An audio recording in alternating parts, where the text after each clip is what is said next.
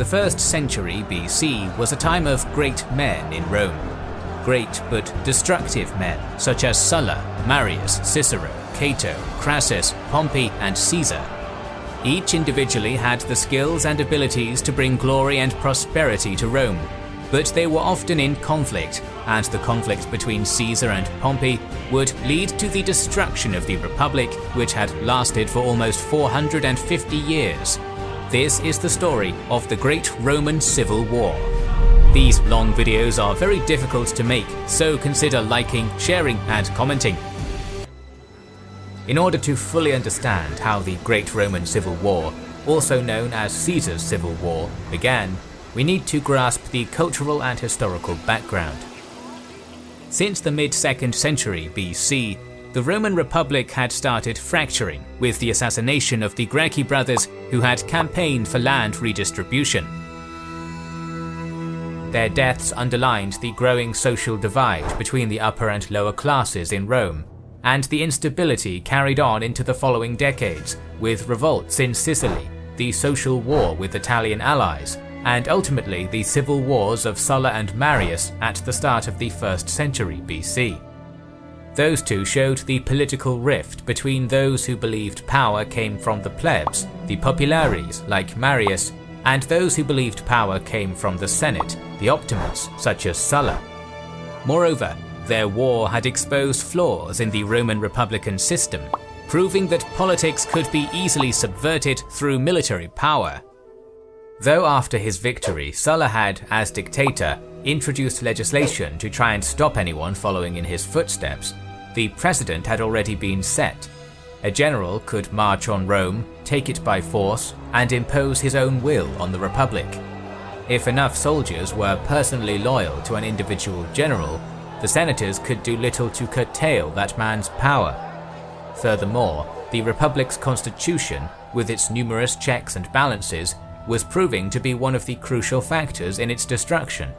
Powerful politicians were able to paralyze the government by blocking the legislation they disagreed with. Often it took either a dictatorship or martial law to break the stalemate. It was in this political environment that the first triumvirate had emerged. Consisting of Crassus, Pompey, and Caesar, the triumvirate dictated political life for the majority of the era. Crassus was an established politician and the richest man in Rome, bankrolling the triumvirate and paying bribes as necessary. Pompey was Rome's most accomplished general. Following the social war, he fought alongside Sulla in his civil war and later led campaigns in Sicily, Africa, Pontus, and Syria. This brought him vast amounts of wealth, numerous political allies, and the loyalty of thousands of veterans. Caesar, at 41 years old, was the youngest and least established of the three. He had held the positions of quaestor and aedile, and had shown promise as a praetor in Spain. However, Caesar was Pontifex Maximus, the highest religious official in Rome. Through this office, Caesar had the power to pass divine laws and to postpone elections due to signs from the gods. Additionally, as one of the leaders of the populares, Caesar had already established himself as a populist and had significant clout with the masses. By 59 BC, the triumvirate was established. Caesar was already indebted to Crassus, and his alliance with Pompey was solidified by marrying his daughter Julia to Pompey. Though never an official coalition, these three men controlled almost every aspect of the Republic. Crassus influenced the Senate and aristocracy, the optimates, with bribes. Pompey's military prestige effectively gave him control of the veterans and the way they would vote, and Caesar could control the masses. With the support of Pompey and Crassus, Caesar was elected to the consulship in 59 BC, and immediately passed land reform legislation to provide land to Pompey's veterans, and ratified Pompey's eastern conquests. Initially, following Caesar's consulship, the Senate made him an overseer of woods and pastures in Italy, rather than a governor of a province, as was the norm for an ex-consul. However, the triumvirate was able to overturn this decision. Caesar was given the governorship of Illyria, Cisalpine Gaul, and Transalpine Gaul, along with 4 legions for the extent of 5 years as opposed to the usual 1. Though it is clear that the triumvirates did abuse their power to achieve their own means, it did benefit Rome in some ways, pushing through much needed laws such as the settling of veterans without risk of the Senate creating a stalemate. In this same year, Claudius Pulcher became tribune of the plebs. Claudius had given up his patrician status to hold the position, and used it to push a number of populist reforms with the support of the triumvirate, such as the establishment of a grain dole. Claudius had also learned how effective violence could be in politics, and had put together trained gangs who would harass and assault any politicians who got in his way, and he was even able to force the influential Cicero into exile. After just 1 year of Claudius and his gangs ruling the streets of Rome, it became clear that the triumvirate would not be able to control him. Claudius had even gone so far as to attempt to assassinate Pompey when the latter suggested recalling Cicero from exile. In response, Pompey allowed another tribune, Milo, an optimate, to raise his own gangs to counter Claudius's. No weapons were meant to be allowed in Rome, but each side secretly armed themselves with daggers and swords, employing thugs and even gladiators. For the next few years, the 2 tribunes and their gangs battled regularly in the streets. Rome was in chaos. In 56 BC, Pompey and Crassus forced the extension of Caesar's governorship by another 5 years, meaning that his term would now total 10 years, from 59 to 49 BC, while Caesar sent his veterans to Rome to ensure his election to the consulate for the year 55 to 54 BC. However, soon after, the triumvirate began to fracture. In 54 BC, Julia died in childbirth, severing the personal connection between the 2 triumvirs. In 53 BC, Crassus embarked on his disastrous Parthian campaign, subsequently dying at the Battle of Carrhae. Moreover, the following year, Claudius was killed by Milo. With Claudius dead and the triumvirate broke, Pompey and Caesar were left as the 2 most powerful men in Rome.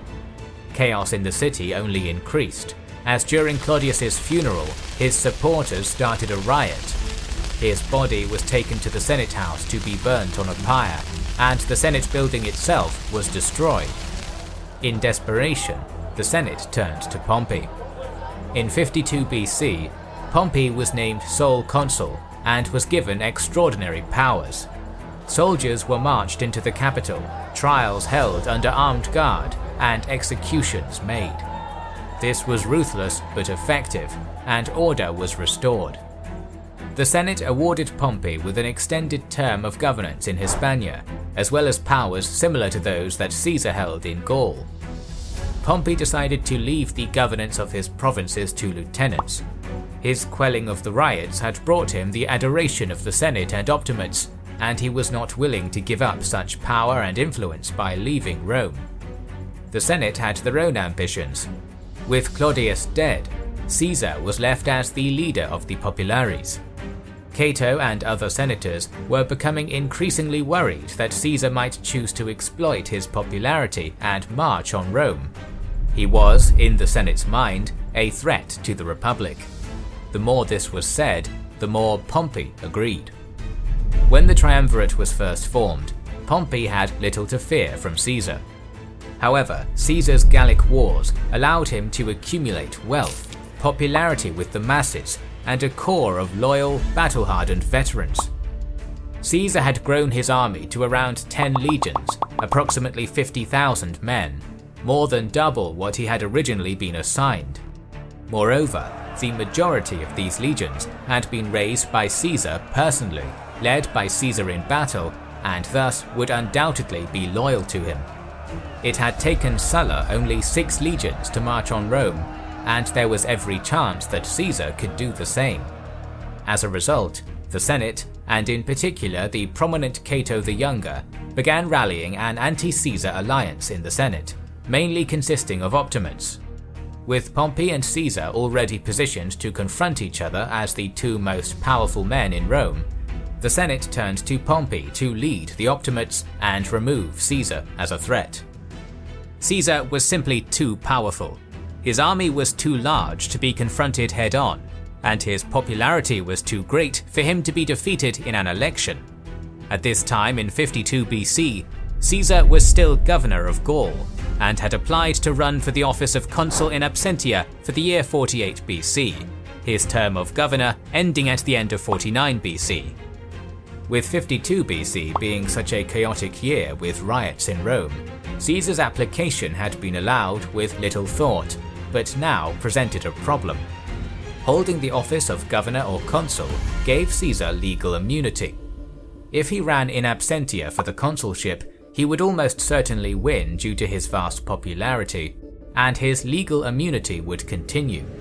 Moreover, he would be able to use this term as consul to push legislation to protect himself. It was undeniable that Caesar had committed crimes as consul, including stirring political violence against a fellow consul, as well as crimes as a governor by instigating wars in Gaul and Britain that were not authorized by the Senate. The Senate could not defeat Caesar militarily, nor could they defeat him in the voting booths. A solution was needed. Cato had already made it clear that given an opportunity, he would put Caesar on trial himself. All that was needed was for Caesar to be a private citizen. To achieve this, in 52 BC, Cato ran for consulships for the year 51 BC, hoping to use consular power to deprive Caesar of his command. Cato lost, however, and Caesar's governance continued. For the next 2 years, the Senate, headed by Cato, increasingly demanded Caesar's resignation, while the Caesarians, headed by Curio and Mark Antony, both plebeian tribunes, blocked and vetoed such legislation. Through a somewhat contrived reading of the law that Pompey and Crassus had passed extending Caesar's term, the Senate insisted that Caesar's term ended in 50 BC, ordering him to relinquish his command. Caesar refused, knowing that as soon as he lost his legal immunity, the Senate would have him put on trial. He also knew that his governorship was in fact legal, and that he had the right to continue it until the previously agreed date at the end of 49 BC. In December 50 BC, Pompey offered to resign his command if Caesar would first. The Caesarians opposed this, insisting that Pompey be first to resign. Neither side was willing to be exposed. That same month, Caesar marched with 1 legion to Ravenna and wrote a letter to the Senate attempting to negotiate, again insisting that if Pompey resigned his command first, so would he. Whether Caesar marched his legion to Ravenna simply to winter there, or if he meant it as an actual threat, is not clear. However, rumors spread that Caesar in fact had 4 legions with him, not just 1. To the Senate, it appeared Caesar was attempting to threaten and blackmail them. In response, they again ordered him to step down immediately and authorized Pompey to start amassing legions to defend Rome. Caesar once again attempted to negotiate. He offered to resign his governorship of Transalpine Gaul, Cisalpine Gaul, and the majority of his legions, but requested to keep governorship of Illyricum, along with 2 legions, until the original deadline, the end of 49 BC, and that he be allowed to run for consul for 48 BC, hoping to extend his legal immunity. However, this was still a reasonable deal for the Senate, and it would achieve their aim of severely limiting Caesar's power and influence. Cicero acted as a mediator for the deal, and negotiated Caesar down to just 1 legion and 1 province. Pompey was willing to accept. However, key Optimates, including Cato and the consul Lentulus, refused the deal. Not an idealist, Pompey was viewing the Optimates as useful political allies, but hardline Optimates like Cato and Lentulus hated the idea of the Senate being pressured to negotiate. On the 7th of January, the Senate voted again to immediately strip Caesar of all his powers and armies. Once again, Caesar's tribunes in the Senate, Curio and Antony, vetoed the legislation. The Senate had expected as much, and passed the Senatus Consultum Ultimum, the final act, an unvetoable act that suspended all laws and gave all powers to the consuls, effectively declaring a national emergency, and they declared Caesar an enemy of the state. The consuls for the year, Lentulus and Marcellus, both hardline Optimates, immediately passed all their powers to Pompey, effectively giving Pompey full control of the Roman Republic. That same night, Caesar's allies in Rome fled to Ravenna to join him. The stage was now set. After years of attempted negotiations, a complete impasse had been reached. The division between the two parties, the Populares and Optimates, was the same division that had led to the deaths of the Gracchi and the wars of Sulla and Marius. The Populares largely consisted of younger men from less established families, such as Mark Antony, Trebonius and Curio, or lesser members of noble families, such as Decimus Brutus. The Pompeian Optimates, on the other hand, were mainly aristocrats of noble families, including Pompey's two sons, Gnaeus and Sextus, Ahenobarbus, Metellus Scipio, a descendant of the famous Scipio Africanus, Cato the Younger, and Cicero. The societal rift between these two groups, which had first become apparent almost 100 years ago with the deaths of the Gracchi, was about to plunge the Republic into chaos once again. On the 10th of January 49 BC, Caesar left Ravenna with the 13th Legion and his allies from Rome. They halted at a small river that marked the border of the province of Italy, the Rubicon. It was forbidden for any general to cross this boundary with arms or an army. To do so would be a clear declaration of war. Caesar spent a long time weighing his options. Caesar's own family had been persecuted and hunted in the aftermath of Sulla's civil war, and he knew well how destructive such wars were. However, he also knew that if he disbanded his army, he would likely be exiled or executed. After almost a day's deliberation, Caesar made his choice. Alia iacta est, the die is cast. The great Roman civil war had begun.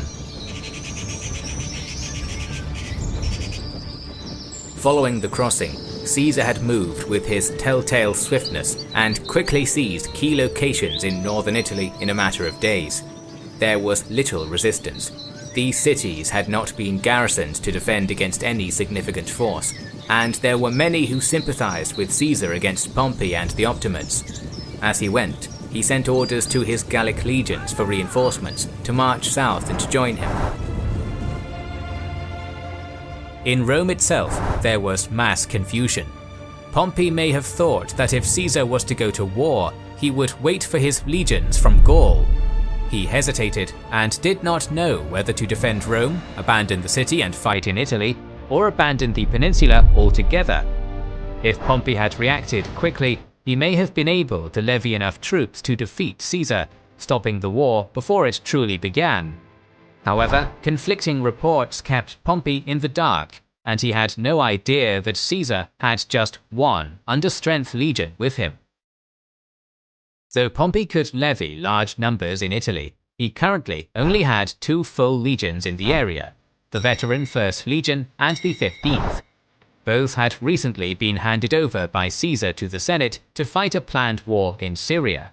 The first, having been raised by Pompey, could be trusted to fight on his behalf, but the 15th was raised by Caesar, and its loyalty was questionable.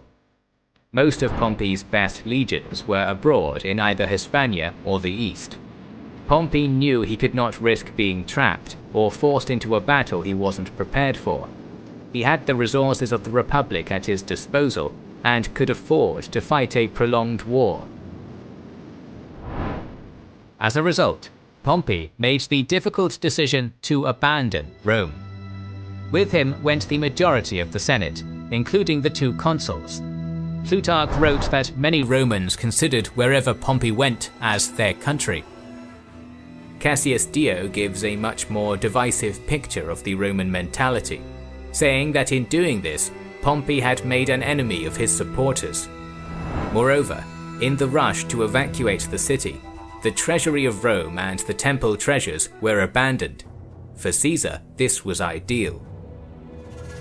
With the city and treasure undefended, he was content to bypass it and claim it later, focusing instead on trying to catch Pompey, and capturing other cities in Italy to cut off support for the Pompeians and rally more men to his cause.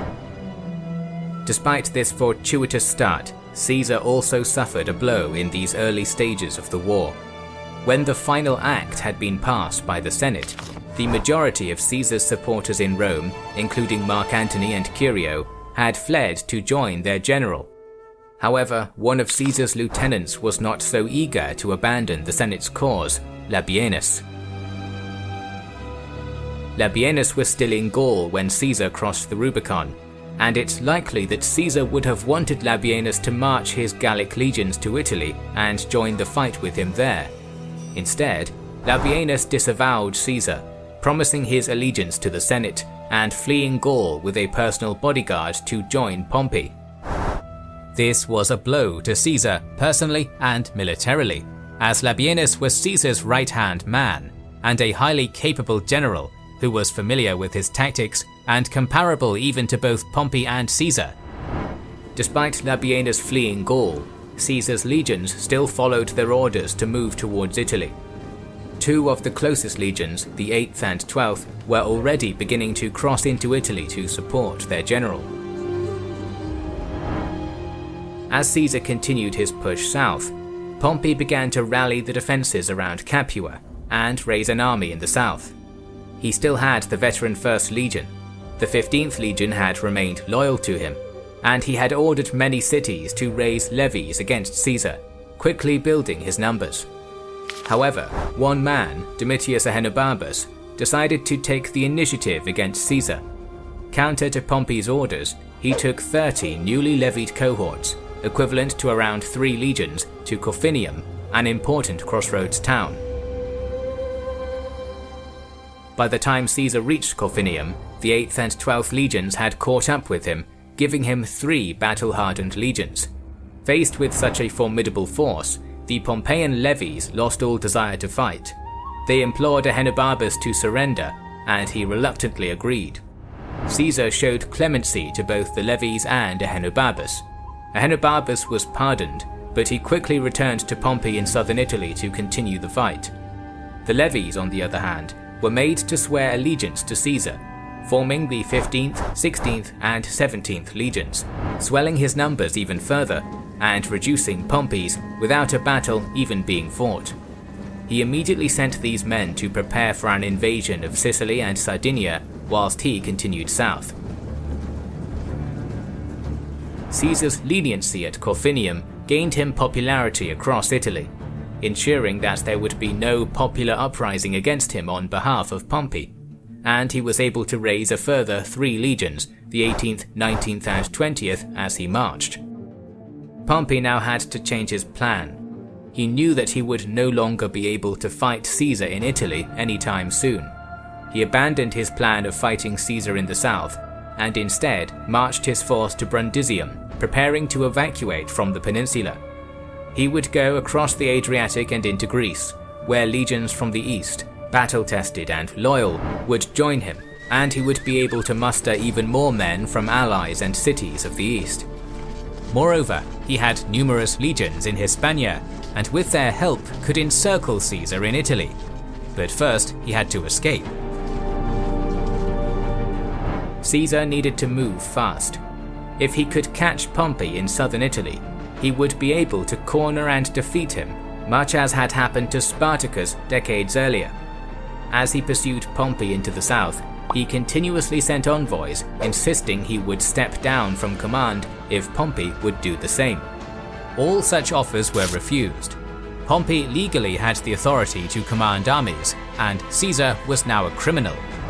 The time for negotiations was long gone, and it is likely Caesar himself knew this, so the envoy's true intention was likely to continue to buy him favour with the populace as he continued to chase the Senate. In early March, Caesar and his 6 legions caught up with Pompey at Brundisium. By the time that Caesar arrived, Pompey had already managed to transport half his force across the Adriatic. Caesar wasted no time, immediately besieging the city and beginning construction of a breakwater across the harbour to block it. In response, Pompey built large towers on merchant ships that could fire down on Caesar's engineers to hamper their progress. The strategy was effective, and Caesar's engineers were unable to complete the breakwater in time. Pompey's navy returned from Greece, and at night, Pompey was able to evacuate his remaining force from the city. Once in Greece, Pompey marched to Thessalonica. He established his base, levying new legions and sending envoys to all the client kings he had made in the east, gathering Roman legions and foreign soldiers alike to his banner. Meanwhile, he sent subordinates to Sicily, Sardinia, and North Africa, the three key grain suppliers of Rome. Pompey would mobilize forces from across the world to effectively besiege the whole of Italy, cutting off the grain supplies and starving Caesar into submission. It had taken Caesar just 3 months to force Pompey out of Rome and take Italy. Despite this, Caesar's initial plan to end the war quickly by capturing Pompey and the Senate had failed. With Pompey's escape, and with no ships to pursue him, the chance for any quick resolution disappeared. Caesar began preparing for a prolonged war. He first marched on Rome, entering in a triumph. Quickly he convened what was left of the Senate in Rome, professing his ambition to save the Republic and declaring Pompey an enemy of the state. He also plundered the treasury and temples of Rome, allowing him to fully equip the 6 newly acquired legions, and issued orders for ships from all the provinces loyal to him to gather at Brundisium. These ships would take at least a year to muster though, and Caesar could not linger for long.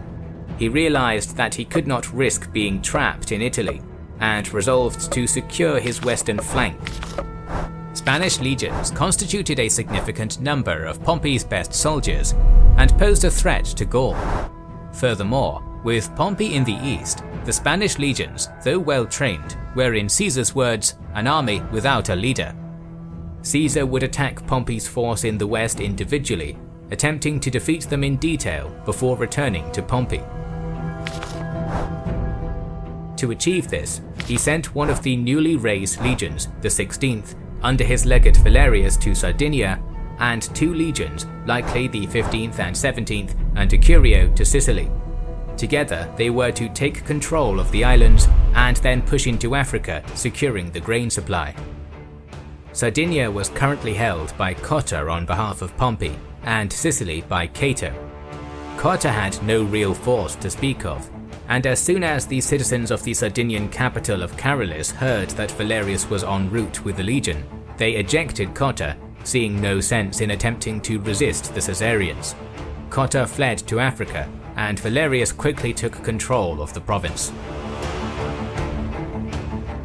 Cato in Sicily had attempted to make better preparations, raising levies across Sicily, but had also not been provided with any legions by Pompey.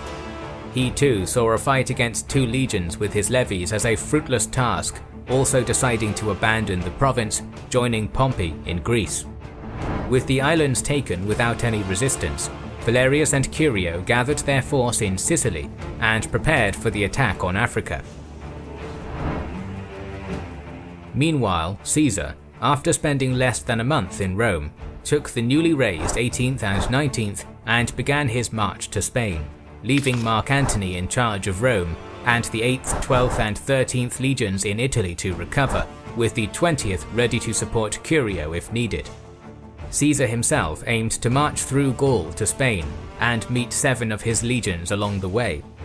However, Ahenobarbus, who had previously attempted to stall Caesar at Corfinium, had already been dispatched by Pompey to Gaul and was currently on his way to the city of Massilia, an important city on the route to Spain. Caesar arrived at the city before Ahenobarbus sometime in early April, but found the gates already closed and the Massilians preparing their defences, calling on local tribes for help and collecting in grain. Caesar attempted to negotiate with the Massilians, who, perhaps stalling for time, stated their neutrality in the war. However, once Ahenobarbus did arrive, they became more proactive, attacking nearby shipping in order to bolster their supplies. With their force numbering approximately 8,000 men, this could have developed into a prolonged siege, something Caesar simply did not have the time for. He needed to be in Spain, not bogged down in a siege in Gaul. As such, he left the 3 legions with Trebonius in control, while Decimus Brutus, who had proved his knack for naval command against the Venetii, was to command 12 ships. Caesar then continued to Spain with a bodyguard of approximately 900 cavalry. Another legate of Caesar's, Fabius, had been sent with 3 legions in advance to make a foothold in Spain, taking control of the Pyrenean passes. Soon another 3 legions from Gaul, as well as auxiliaries, joined them. Caesarian forces would have been approximately 25,000 to 30,000 legionaries, 5,000 auxiliaries, and 6,000 cavalry, all veterans of the Gallic Wars. Now united, they began to push past the Pyrenees and into the Iberian Peninsula. The Pompeian forces in Spain were just as formidable. Spain had been assigned to Pompey as his province to govern, but he had left this responsibility to 3 of his legates. Marcus Varro was more a scholar than a soldier, but Lucius Afranius and Marcus Petreius each had almost 30 years military experience behind them, as well as experience fighting in Iberia during the Sertorian Wars. Afranius and Petreius would take 5 legions plus auxiliaries to confront Caesar, while Varro would defend further Spain with 2 legions as a reserve. In total, by Caesar's account, Afranius and Petreius commanded approximately 27,500 legionaries, 8,000 auxiliaries, and perhaps 10,000 cavalry. The Pompeian forces had encamped in a strong position on high ground on the west side of the river Sicoris, just outside the hilltop town of Ilerda, which controlled a stone bridge, a key access point into the peninsula. When Fabius arrived with Caesar's legions, he saw that crossing the bridge would be nigh impossible given the Pompeians' strong position, and so constructed 2 new wooden bridges across the river 6 kilometers apart, and also encamped on the western bank. As the Pompeians had arrived beforehand, they had already stripped the western bank of most supplies, forcing Fabius to send foraging parties across the bridges to the eastern bank. These foraging parties and their escorts often skirmished with the Pompeian cavalry, but there was no major conflict. However, on one of these occasions, Fabius sent 2 legions across to the east bank to forage, with a strong cavalry escort to follow and protect the foraging parties, when a sudden storm swept in, destroying the bridge nearest to the Fabian camp. The cavalry was stuck on the western bank, with the legions and foraging party on the eastern bank. Afranius wasted no time in seizing upon such an opportunity, immediately sending 4 legions and all his cavalry across the stone bridge to attack the beleaguered Caesarians. The Caesarian legions were well trained and experienced, quickly forming a defensive square on high ground with the foraging party in the center. Heavily outnumbered, the Caesarian forces held their formation while being assaulted from all sides by Pompeian infantry and cavalry. Despite their discipline, it would only be a matter of time before the formation broke and the soldiers were slaughtered. Fortunately, Fabius had also reacted quickly to the situation, sending another 2 legions across the river via the second bridge 6 kilometers away. Upon their arrival, the Pompeians broke off their attack, not wanting to wholly commit without their full force. They returned to camp, allowing the Caesarians to make an orderly retreat back to theirs. The sources do not give us an idea of how many casualties the Caesarians sustained, but it is likely given the situation that they would have been significant, and certainly more than the Pompeians. A couple of days after this engagement, sometime in June, Caesar arrived at the camp with his bodyguard. Fabius, despite the prior engagement, had fulfilled his duties well. He had pushed through the Pyrenees, established a foothold, and kept Afranius in place until Caesar arrived. Nonetheless, Caesar quickly took control of the situation, finishing the repairs on the first bridge started by Fabius, and then going on the offensive. Leaving just 500 men in the first Fabian camp, Caesar marched the rest of his force nearer the town of Ilerda, offering battle to Afranius. Afranius did bring his force out of camp, but held them on the high ground, refusing to attack. He was no fool, and could not sacrifice his strong position so easily. Seeing that Afranius would not be drawn into a pitched battle, Caesar deployed his legions in 3 lines just 200 meters from Afranius's camp. The first 2 acted as a screen, whilst the back line dug trenches as the start of a fortified camp. The plan worked, and Caesar's force was able to retreat behind these defences for the night. The next day he expanded on the defences, assigning 1 legion to each side of the camp, the other 3 acting as a defensive line. Afranius tried to use his force to harass the workers, but Caesar's 3 defensive legions were able to prevent them from doing any real damage. With the camp now fully fortified, Caesar ordered the 500 men and baggage from the Fabian camp to join him in the new camp. Caesar soon noted a mound between Afranius's camp and Ilerda, and determined to take and fortify it, thereby cutting off Afranius from the supplies in the town. Starving out an enemy by such tactics was a favoured strategy of Caesar, and he had tried something very similar at Gergovia against Vercingetorix. Gathering 3 legions, the 9th, 14th and likely the 10th, he drew them up for battle. Caesar first sent the vanguard of the 14th to charge the mound, hoping to take it quickly and hold it while the rest of Caesar's legions followed up in good order. However, Afranius was quick to react, sending his own force to charge the mound. Afranius's men gained the top first, and with the advantage of the high ground, forced the men of the 14th to retreat back to their standards.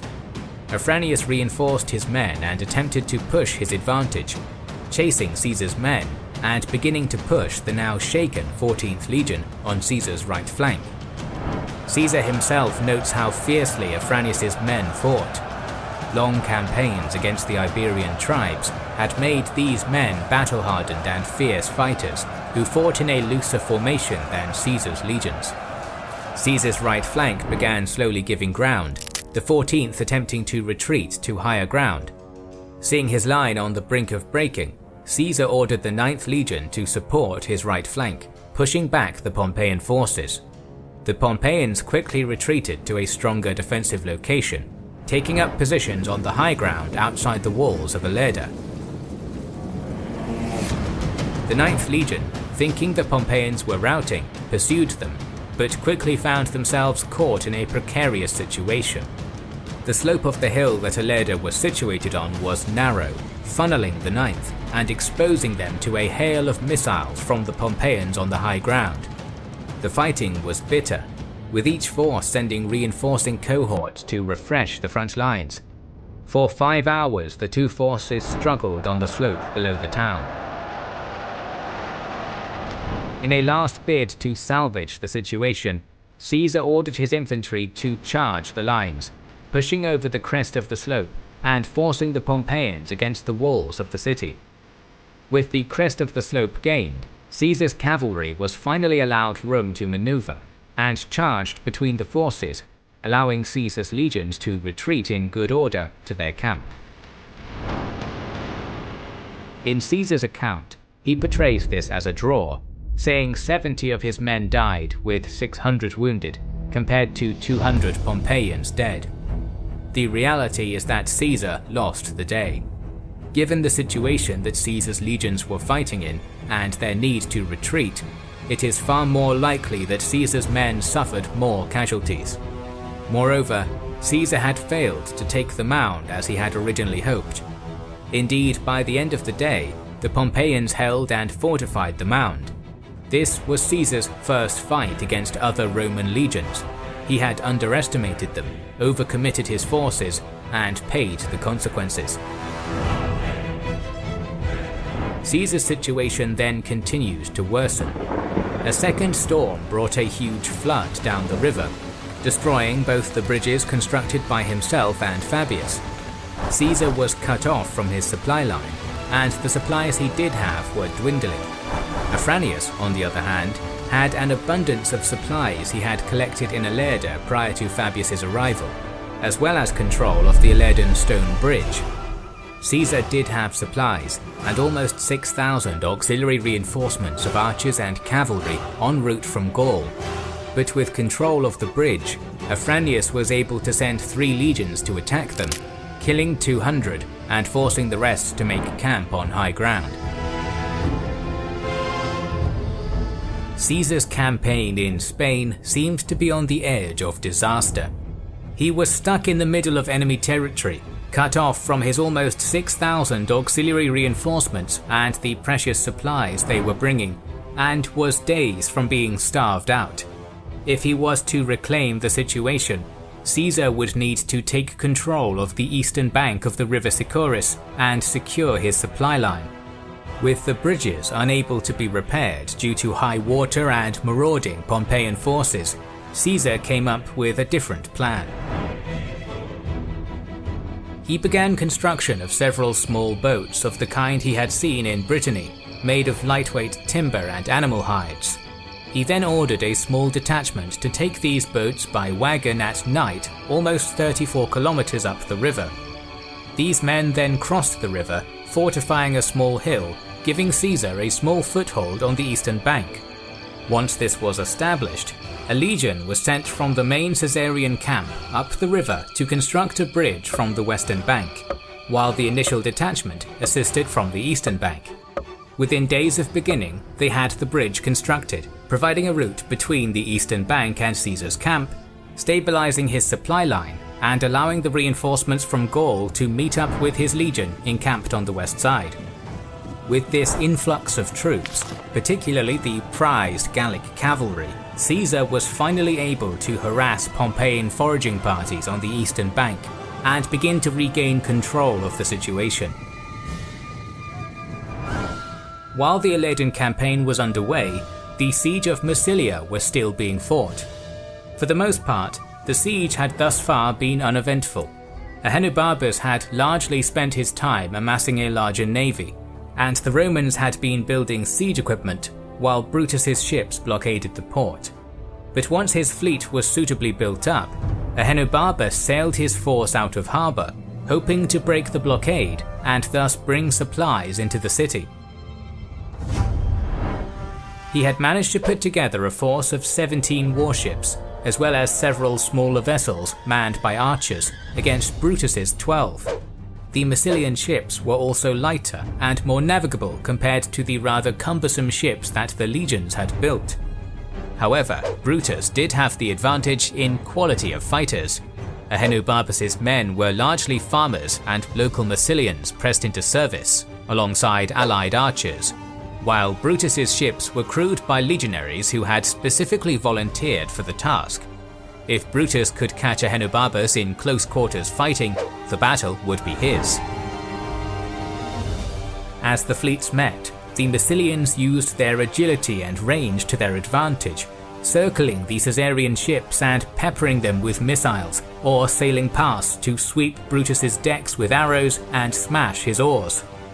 But when the Massilians got too close in this manner, the legionaries would throw across grappling hooks, pulling the Massilian ships in close, holding them fast and boarding them.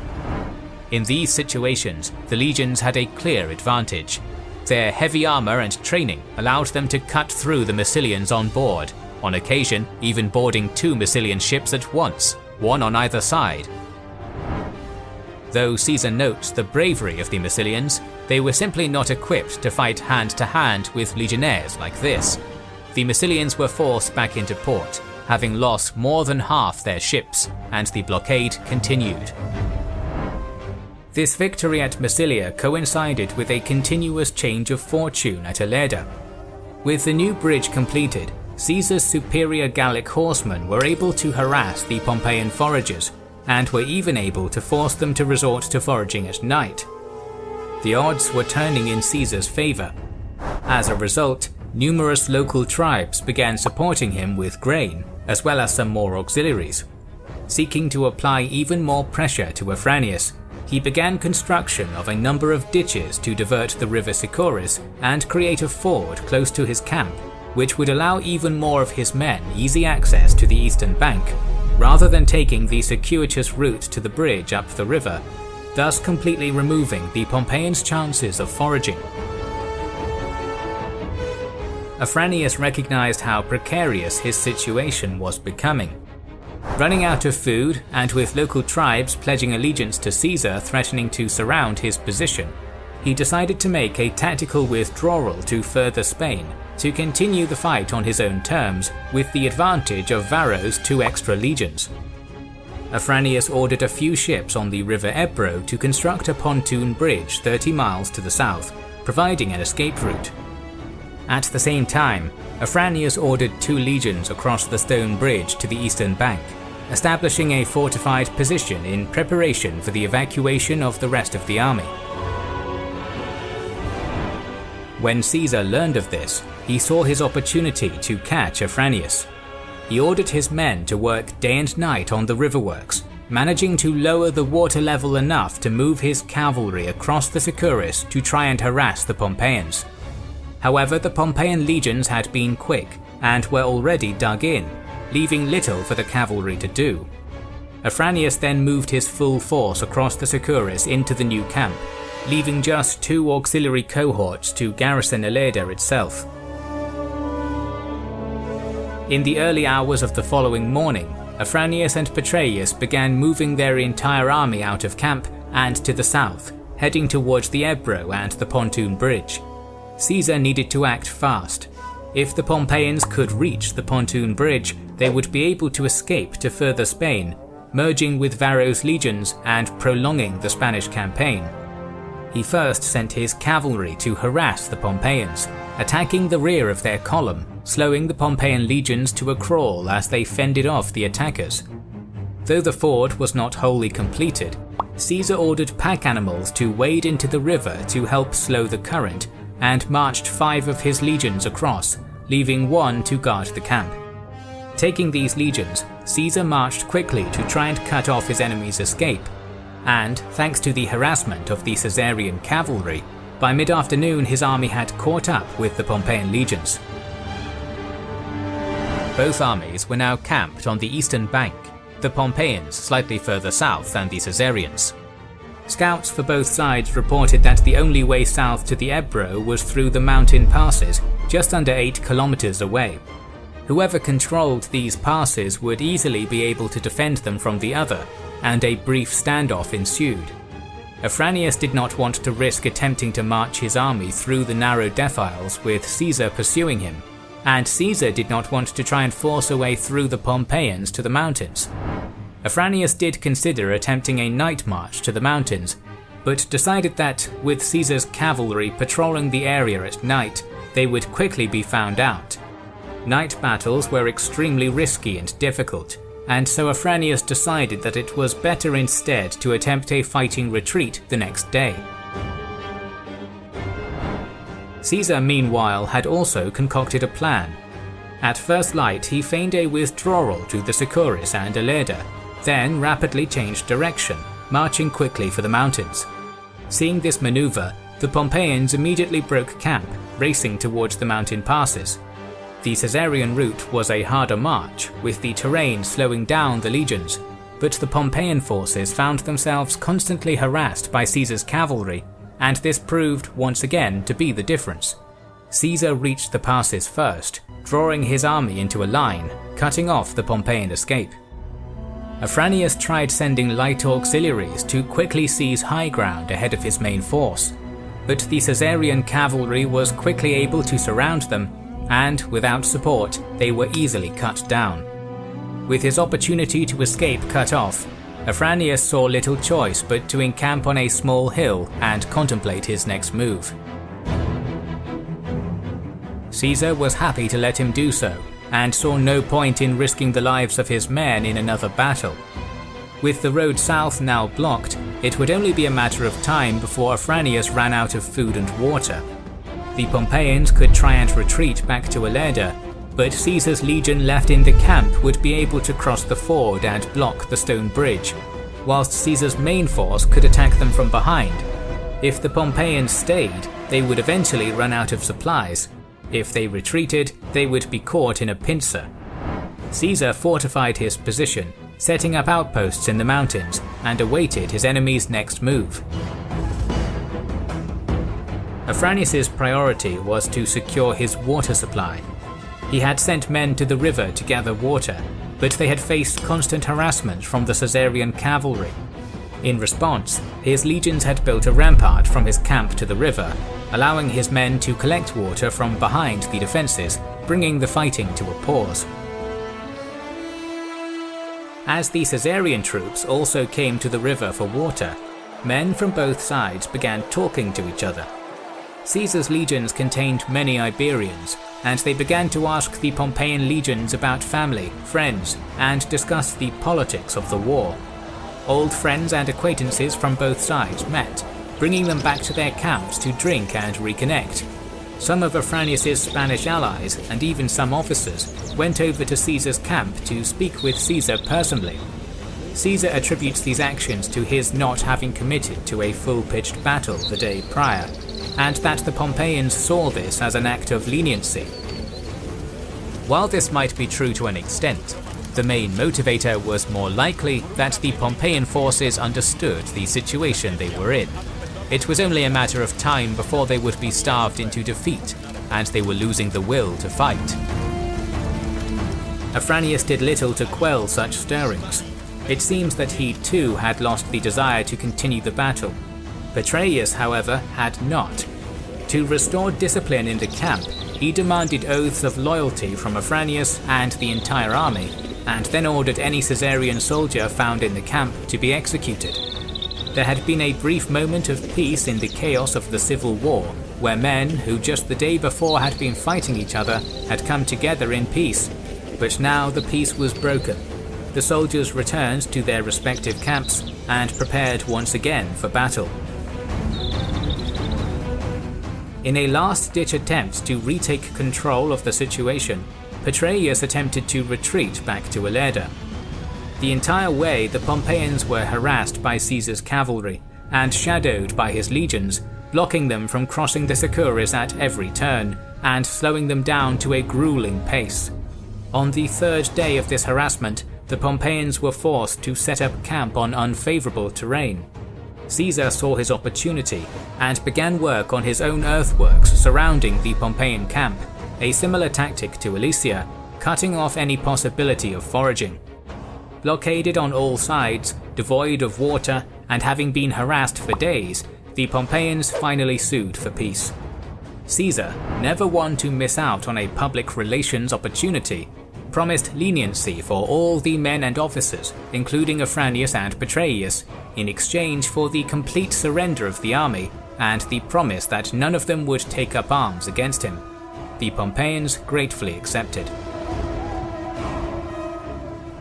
With the surrender of this main Pompeian army, Caesar assigned 4 legions, the 6th, 9th, 11th and 14th, to accompany the Pompeians to a safe location and disband them, before heading back to Italy. Caesar meanwhile took the 10th and 7th into further Spain to confront Varro. Varro, who had initially been encouraged by the early reports of Afranius' success at Ilerda, had been gathering more forces, raising another 2 legions, giving him a total of 4. When news came to him of Caesar's victory at Ilerda, he began to march 2 legions to Gades, where he planned to hold out and prolong Caesar's war in Spain. However, news of Caesar's victory at Ilerda had spread fast, and the locals had seen the writing on the wall. The chiefs of local tribes met Caesar at Corduba and pledged allegiance to him, and the chief of the Gades closed the gates of the city to Varro. To make matters worse, one of Varro's legions that was with him mutinied, striking their colours. Having lost the support of his army and the locals, Varro sent word to Caesar that he was ready to surrender. Quintus Cassius Longinus was assigned as governor of Spain by Caesar and assumed command of Varro's 4 legions, making them the 21st, 22nd, 23rd and 24th. Pompey's entire Spanish army had now either been disbanded or had sided with Caesar after just a couple of months. Taking his 2 veteran legions, the 7th and 10th, Caesar left Hispania to rejoin his forces at Massilia. The siege of Massilia was still ongoing. Trebonius, who had been left in command of the legions during the siege, had constructed trenches, walls and towers blocking off the peninsula upon which the city stood. Brutus maintained the blockade from the sea, so together they effectively surrounded Massilia. The city would not be easy to take though. Its position was ideal for defense, funneling any land forces onto one front, and the city was protected by high, strong walls topped with ballistae. Trebonius had ordered the construction of a siege ramp as well as a battering ram, but the Massilian ballistae and numerous sorties had been effective in slowing the Romans' construction of their engines and had, so far, dissuaded any serious assault on the city's walls. The Massilians had also made repairs to their fleet following their previous defeat, bringing the number of warships back up to 17. However, most of these ships were refitted merchant vessels or old warships crewed by lightly armed archers. The Massilians simply could not afford to move their best infantry from the walls to the ships. Fortunately for them, however, Pompey had sent a fleet of 16 ships to reinforce them. These were commanded by Lucius Nasidius, and though were mostly hastily built smaller ships, some had bronze rams, presenting a serious threat to Brutus's navy. A small vessel was sent to the Massilians to alert them of the coming reinforcements, and Ahenobarbus seized the opportunity. Sending the Massilian navy out, they slipped Brutus's blockade and met Nasidius's fleet at Taurois, just down the coast from Massilia. Brutus too had increased the size of his fleet, having captured 6 ships in the previous battle and manned them with legionaries. Although outnumbered almost 2-1 by the combined navies of Nasidius and the Massilians, Brutus had the distinct advantage in quality when it came to hand-to-hand fighting. Buoyed by his previous victory, Brutus gave chase and set sail for Taurois. The Massilian ships were stationed on the right, with Nasidius and his fleet on the left. Knowing that the Massilians would favour a missile battle, Brutus determined that it would be best to engage the Massilians first, catching them in close quarters before facing Nasidius's ships. He therefore determined to focus almost all his ships on the Massilians. As they had done previously, the Massilians attempted to use their agility and superior seamanship to outmaneuver and separate Brutus's ships. This was an effective tactic, and when they could separate a Caesarian ship, they would pepper it with javelins and arrows, inflicting numerous casualties.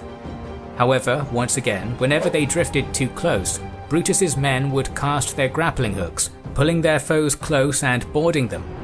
Once boarded, despite the bravery and determination of the Massilians and their allies, they were simply outclassed by Roman discipline and weaponry and were butchered on the decks. In a frantic attempt to win the engagement in one decisive move, the Massilians targeted Brutus's own ship, distinguished by its standard. 2 Massilian ships attempted to ram the ship from either side, catching Brutus in a pincer. Just as they closed in though, Brutus's ship darted forward, the 2 Massilian vessels colliding into each other head-on. Now disabled, they made easy prey for Brutus's ships, who quickly set on them, sinking them both. It was at this point that Nasidius abandoned the battle, taking his entire fleet with him. Seeing there was no chance of victory, the Massilians quickly followed suit. Brutus had won without losing a single ship and sustaining only light casualties, while the Massilians lost a total of 9 ships, 5 sunk and 4 captured. It is unknown why Nasidius did not commit his men. Caesar blames it on cowardice. However, given that he and the fleet sailed to Spain immediately following the battle, it is possible that Nasidius, upon seeing the Massilians being decimated by Brutus's men, thought it better to pick a later engagement where the odds would be more in his favour. Whatever the reason, he had not lost a man, never having engaged in the battle. The remainder of the Massilian fleet limped back to its home port and would not emerge from it again. Caesar was consistently complimentary of the Massilians who manned their ships, most only being citizens wanting to fight for their city, and he admired their bravery and determination. Against the skill and heavy arms of Roman legionaries, however, they simply did not stand a chance. With the naval battle won, the Romans turned in earnest to the land assault. A way was needed to assault the walls without risk of missile fire, and without risk of the siege engines being burnt during a sortie. As such, Trebonius began work on a huge tower. The tower was 9 meters each way, with walls almost 2 meters thick of brick and clay. The Romans built the first layer of this tower, topping it with a lid with long screens attached to the sides. They then used screws and levers to raise this lid, the screens hanging down to cover the gap between lid and wall, and would then build the wall up to the height of the lid. They continued this process until the tower was 6 stories, building in shooting platforms for archers and ballistae as they did, allowing their men to fire down on the enemies on the wall. With this completed, Trebonius's men next began work on a 20-meter long gallery, starting from the base of the tower, which provided protection. In effect, this was almost like a huge covered sledge. It could be pushed forward and backward, and was topped by a sloped roof covered in tiles and clay to prevent it being burnt down. When it was completed, it was pushed forward from the base of the Roman tower to the base of a tower in the Massilian wall. Under this protection, legionary engineers began the work of undermining the Massilian tower, removing bricks with crowbar and chisel. The Massilians attempted to throw rocks and pitch down onto the engineers, but the Roman defences proved sturdy and the men were protected. In due time, the undermining began to pay off. The Massilian wall began to crumble and tilt. The Massilians quickly came out of the city. They acknowledged that Trebonius had now won the siege, realizing that as soon as their tower collapsed, the legions would flood the city. They requested a truce, asking if they could await Caesar's arrival to negotiate with him personally. Trebonius, seeing little reason in risking his men's life, accepted, and the legions pulled back from the walls to wait for Caesar. But the Massilians were bluffing. Once the Romans' guard was down, they sallied out at night, burning down the Roman siege ramp and battering ram. Though Trebonius and his men quickly caught on to what was happening and tried to fight back the sortie, missiles from the Massilian walls prevented them from doing so effectively. The Massilians were even able to set fire to the Roman tower from the inside, as well as the gallery, destroying months of work in a single night. However, this was only a small success for the Massilians. The siege had been going on now for 4.5 months. With their navy destroyed, they had no means of bringing in fresh supplies into the city. The supplies they did have were running low, and disease had begun to spread among the populace. Moreover, the Romans had once again started constructing siege works, this time building a gallery extending to the walls made of brick. To make matters worse, Caesar arrived with his 2 extra legions. His arrival also made it clear to the Massilians that Spain had indeed fallen to Caesar, and they would not be receiving any reinforcements or supplies. Diseased, starved, and now horrifically outnumbered, the Massilians finally surrendered. Just before they did, however, Ahenobarbus escaped. He was still not ready to give up the fight, and commandeering 3 ships, made a daring dash past Brutus's blockade during a storm. Brutus's ships pursued, catching 2, but the one Ahenobarbus was on slipped away in the storm.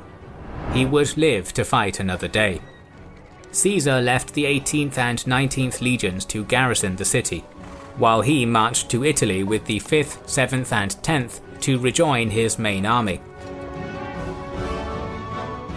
In 7 months, Caesar had chased Pompey from Italy, secured his western flank, disbanded 5 of Pompey's legions, and absorbed a further 4.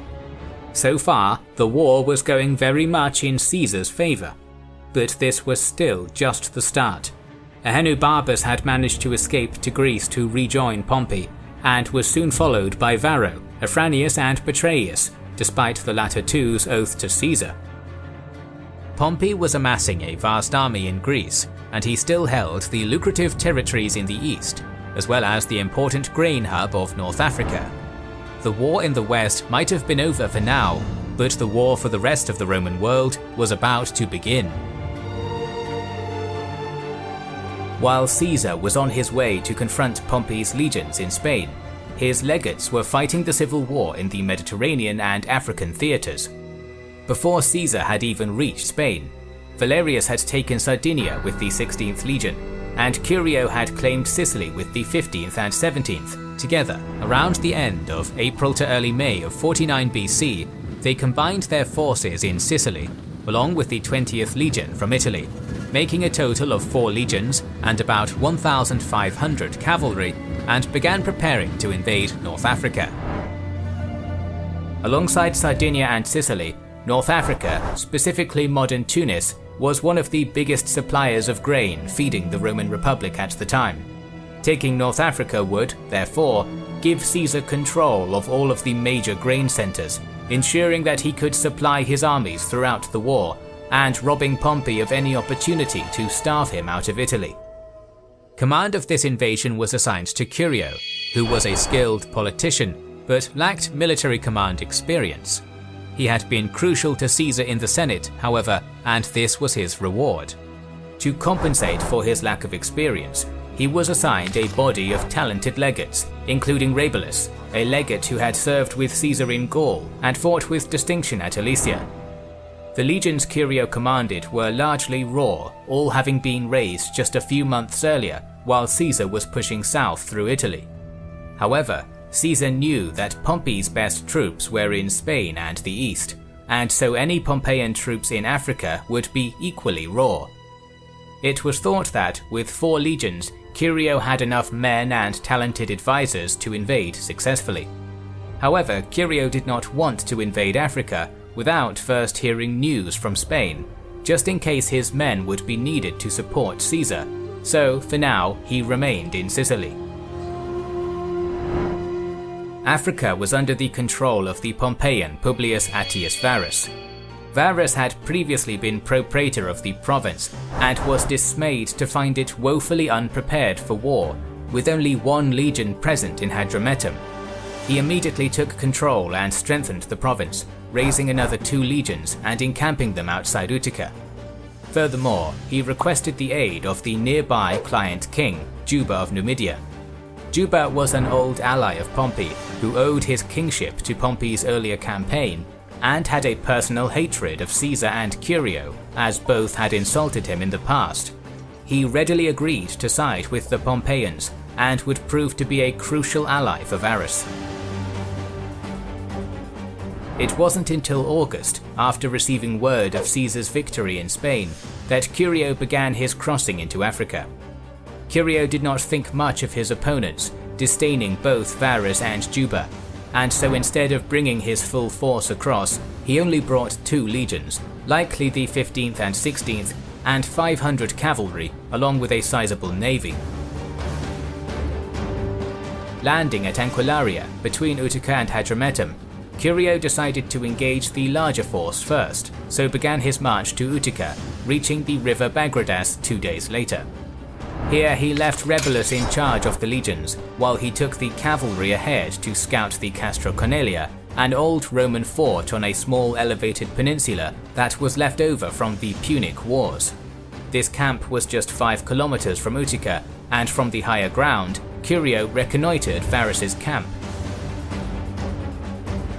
The Pompeian camp was in a strong position, using the walls of Utica as part of its defences on one side, and the outdoor amphitheatre of Utica blocking another, making any approach to the camp narrow and difficult.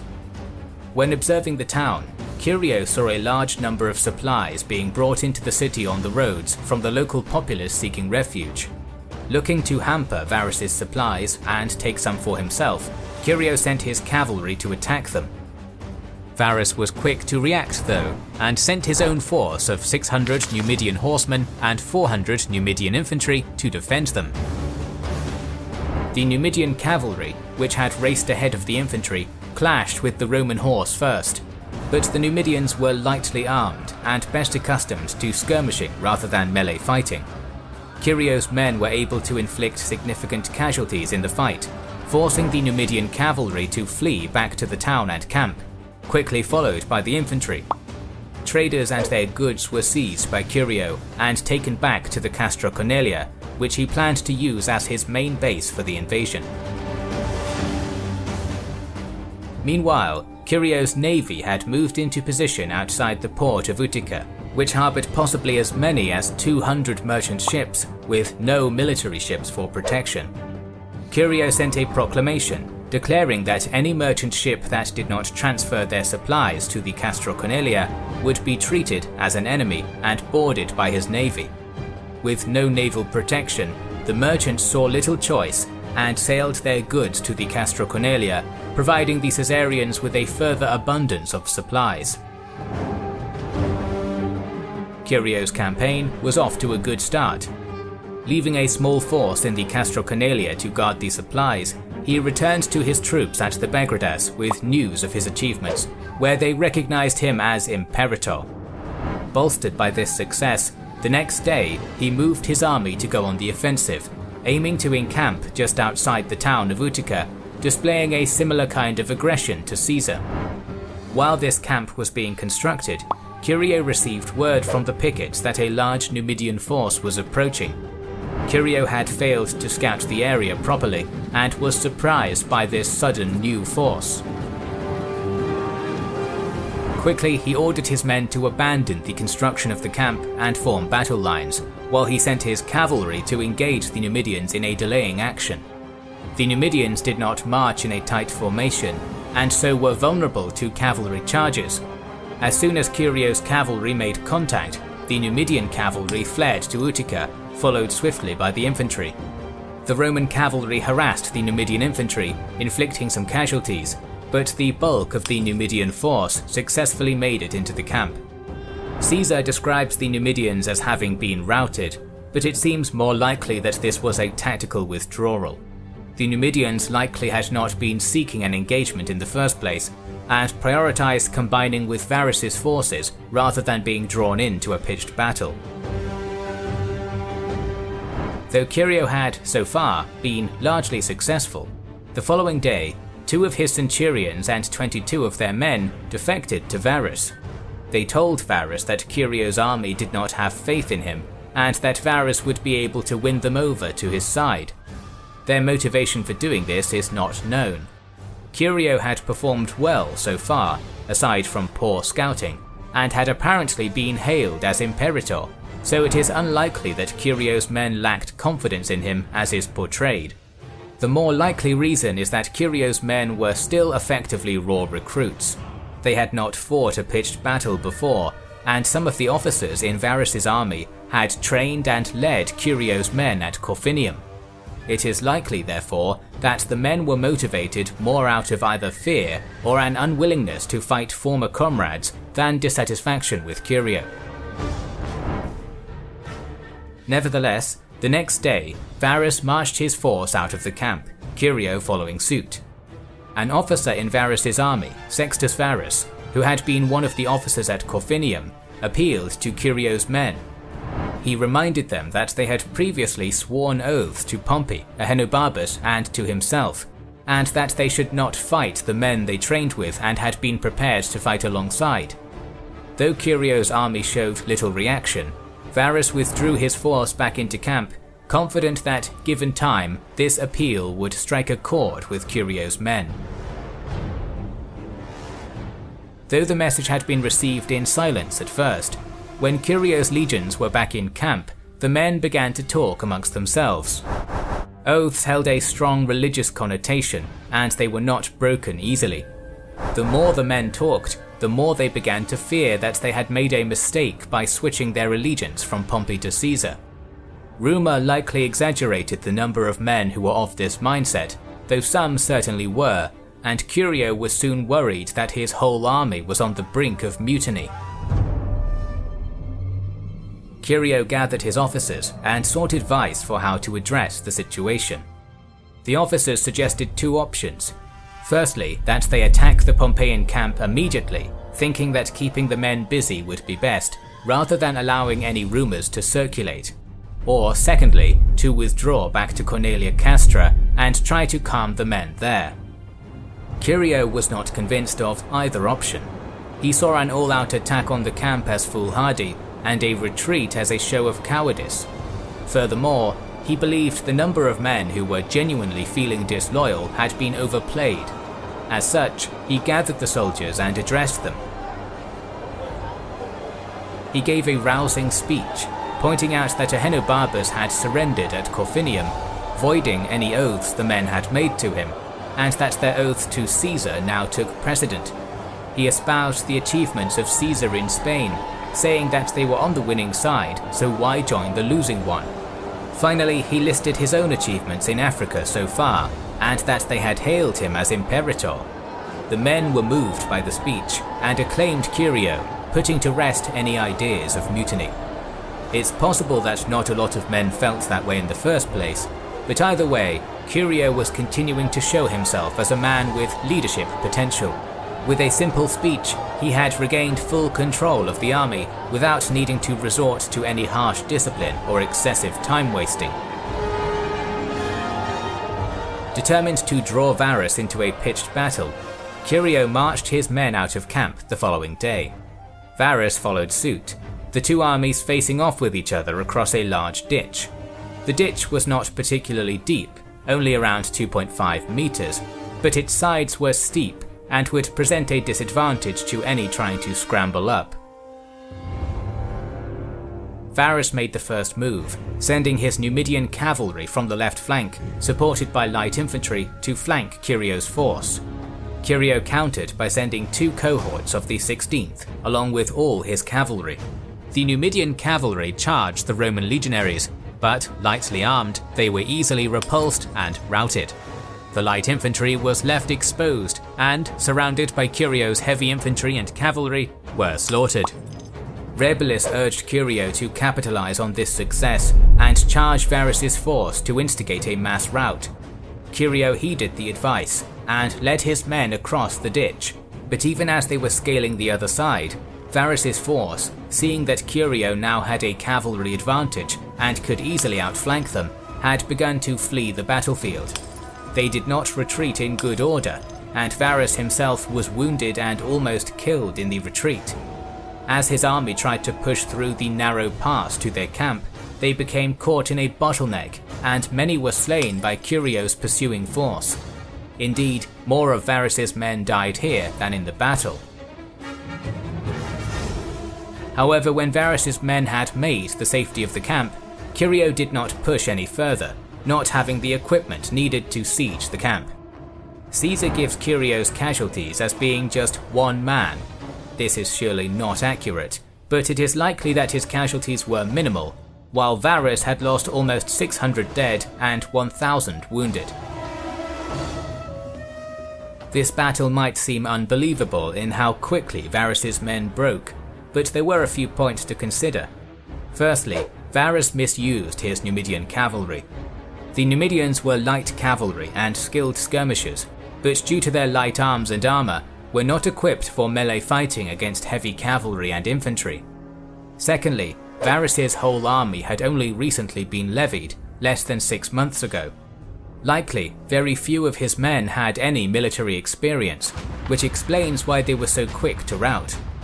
Compare, for instance, the actions of Caesar's legions in Spain, who, when cut off from the army and in risk of being surrounded, retreated in order to high ground and formed a defensive square. That is the difference between veterans and raw recruits. Under the cover of darkness, Varus moved what was left of his force into the city of Utica, leaving just a small detachment of men, trumpeters and tents in the camp to give the illusion it was still garrisoned. Curio was quick to discover the ploy and began the creation of earthworks around Utica to besiege the city. Initially, the citizens of Utica appealed to Varus to surrender, not wanting to go through the grueling experience of a siege. However, a messenger arrived in Utica with information that Juba, king of Numidia, was on his way and nearby to support Varus. It is not known how large Juba's army was, aside from 60 elephants, but given that this was the royal army, it surely numbered in the tens of thousands. With these reinforcements on the way, Varus soothed the citizens' concerns, confident that he would be able to defeat Curio. Curio soon discovered the same information. Initially, he did not believe the reports, confident that he was on the brink of victory, and continued the siege. More reports came in, however, verifying the information, and saying that Juba was now just 36 miles away. Upon learning this, Curio abandoned his plans of besieging Utica, withdrawing to the Castro Cornelia instead. He began further fortifying the fort, and sent word to Sicily to send over the 2 legions and all the cavalry left in Sicily. This was a good plan. The Castro Cornelia could be easily defended, and with access to the sea, Curio could maintain a supply line and safely await reinforcements. Juba was a cunning opponent though. He sent men from Utica under the guise of deserters to Curio, saying that Juba had to redirect his force to suppress a rebellion, and that the Numidian force was only a small force commanded by his lieutenant Sabura. Curio, still riding the wave of his previous victories and keen to prove himself, believed these reports and sought to crush the Numidians in a pitched battle. Abandoning his defensive position around 3 AM, he marched his force to the Bagradas to confront them, leaving 5 cohorts in the Castro Cornelia. Having learned his lesson previously, Curio sent his cavalry ahead of his legions as a scouting party, and they quickly discovered Sabura's own advanced units. Curio's cavalry fell upon the Numidians, who, taken by surprise and with no encampment, suffered heavy casualties before retreating back to Sabura's main force. However, instead of staying to hold the area or scouting further ahead, Curio's cavalry headed back to Curio's main force with a few prisoners to tell him of their success. Curio had already marched 10 kilometers from the Castro Cornelia when his cavalry returned. He questioned the prisoners as to who their commander was, and they replied that Sabura was, confirming in Curio's mind that he was only facing a small portion of the Numidian army. Determined, Curio pushed his men to march on. In the meantime, however, Sabura had sent word to Juba about the night battle, and in response, Juba had sent ahead 2,000 Spanish and Gallic cavalry, part of his personal guard, and his best infantry to bolster Sabura's army, while Juba continued his advance with the main force. Sabura kept withdrawing his force, feigning retreats, and pulling the Romans after him. Curio was being lured into a trap. Curio's army had now marched almost 28 kilometers since breaking camp, and his men were exhausted from the early start. They now found themselves in a large, flat, open plain. This was what Sabura had been waiting for. He lined up his infantry for battle, but kept them at a fair distance from the Roman force, enough to be a threat, but far away enough to not be caught by the Romans, and left most of the fighting to his cavalry. The previous engagements had already depleted Curio's cavalry, and still more had paused to rest and water their horses, leaving Curio with just 200 horsemen when the forces engaged, and the Numidians used this to their advantage. Their heavier Gallic and Spanish cavalry could charge the Roman flanks and rear, while the lighter Numidian cavalry skirmished and harassed them. Curio tried to use his cavalry to chase away the enemy charges, but they were too tired to pursue, and Sabura's men would simply withdraw and then strike in another place.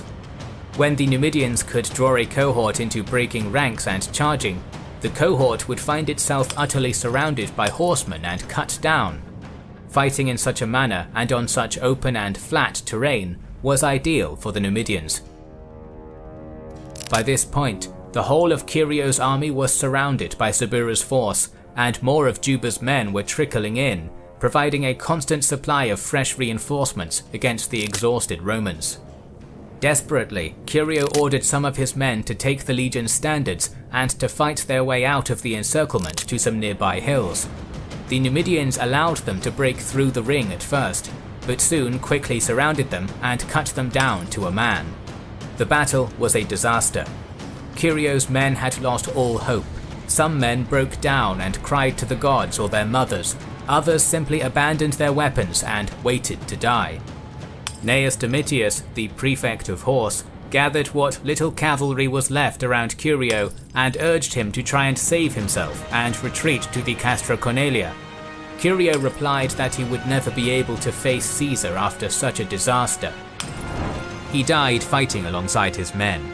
Both the 15th and 16th legions were completely destroyed, around 11,000 men. The Roman cavalry that had been watering their horses had watched the destruction from a distance and raced back to the Cornelia Castra to inform the 5 cohorts and the quaestor left in charge, Marcius Rufus, of the disaster.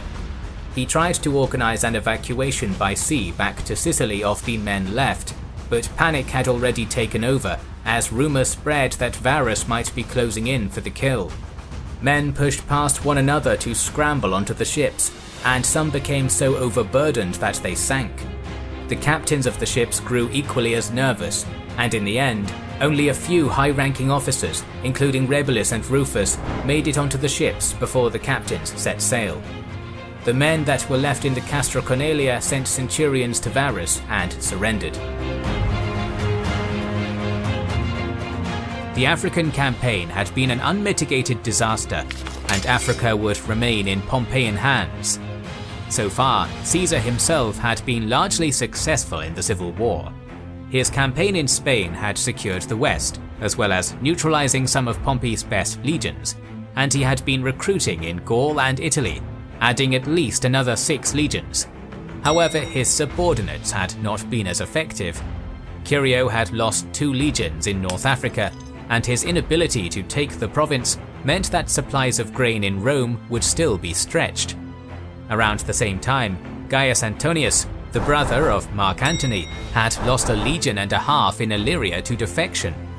To make matters worse, the veteran 9th, dismayed at their recent heavy casualties in Ilerda and lack of promised pay, had mutinied. Consular elections were due in Rome, and with both the consuls having fled with Pompey, there was no one to oversee them, threatening the legitimacy of Caesar's cause. His first priority was the 9th Legion, as he wanted to stop mutiny from spreading to other legions in a similar position. Rushing to their camp, Caesar made an impassioned speech, pointing out that as a general renowned for his quick action, he could not be blamed for prolonging the war. He then chastised the men, saying that he had brought them fame and fortune, and they now repaid him by mutineering. The only suitable punishment for the legion would be decimation. The legion begged Caesar to reconsider. Magnanimous as ever, Caesar only executed 12 of the ringleaders and brought the legion back into the fold. Caesar needed to maintain an air of legitimacy, but with no consuls in Rome, the elections could not be held. Lepidus, a praetor and close ally of Caesar, suggested Caesar be named dictator so that he could preside over the election. Elections happened, and Caesar was appointed consul alongside another ally, Publius Servilius. With consular power, Caesar no longer needed the position of dictator, and resigned after just 11 days. With these issues now handled, Caesar gathered his force at Brundisium to finally confront Pompey. The latter was gathering a huge force from all corners of the Roman world in Thessalonica. In total, Pompey had around 60,000 men, 9 full legions, approximately 4,000 archers and slingers, 7,000 cavalry, plus some auxiliaries. There were a further 2 legions en route from Syria under the command of Metellus Scipio. Pompey had spent time drilling and equipping his men. However, only 4 of his legions were veterans. Cicero, who was with Pompey, described the bulk of the force as raw recruits. Mixed cultures and languages made organization difficult. Trusting in numbers though, Pompey marched to the west of Greece, preparing to create a defensive line down the coast. Caesar, in Brundisium, had gathered his 10 veteran legions, all under strength due to years of campaigning, and 2 newly recruited ones.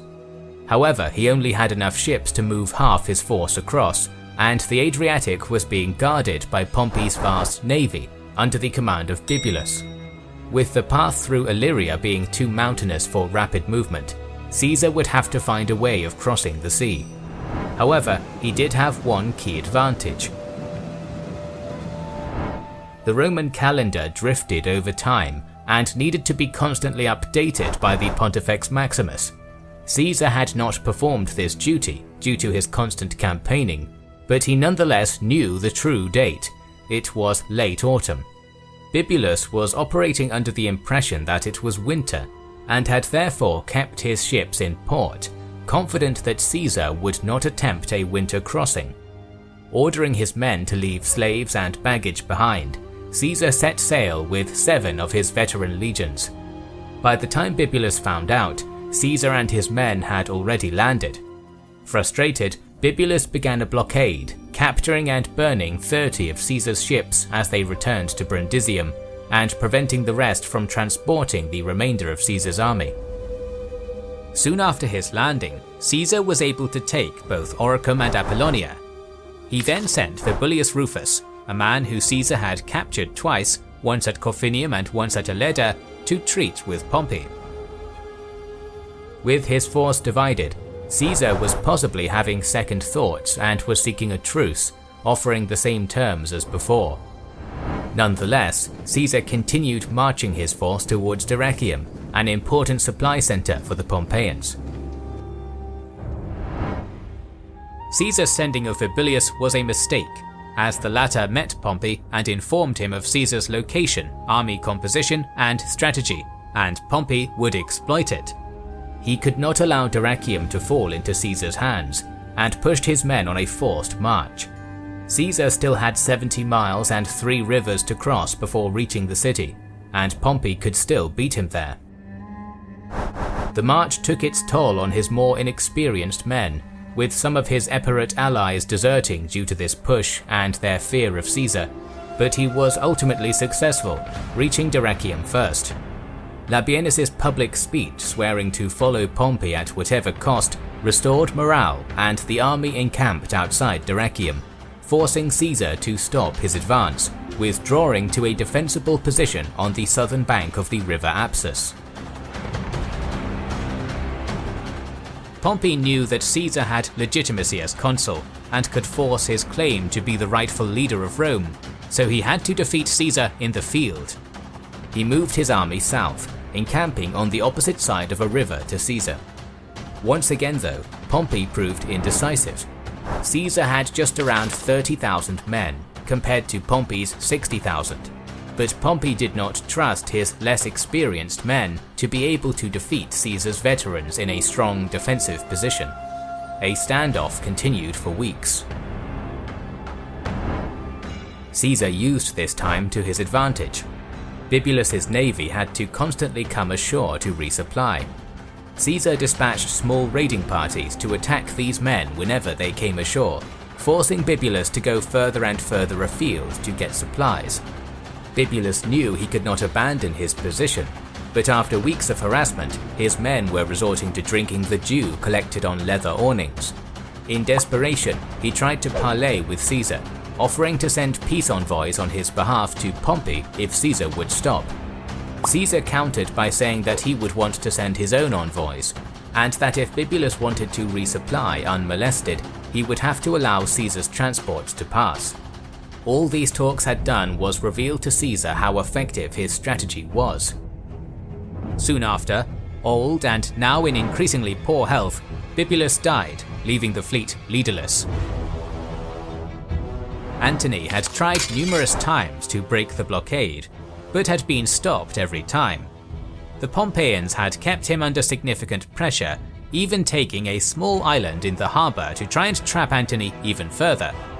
However, Antony was a talented lieutenant and quickly retook the island and kept his men on alert for any opportunity. It came in January 48 BC. Antony only had enough ships to transport the 3 remaining veteran legions and 1 newly recruited. He made a dash for Caesar with these ships, and was almost intercepted by Pompey's ships being forced to land at Nymphaeum. Both Pompey and Caesar had to rush to Antony's position, Pompey to cut him off, and Caesar to unite his forces. Pompey had a head start and a shorter route, Caesar having to march a considerable distance in order to be able to ford the river, and Pompey got to Antony's position first. He ordered his men to not light any fires and lie in wait to try and ambush Antony as he moved to meet Caesar.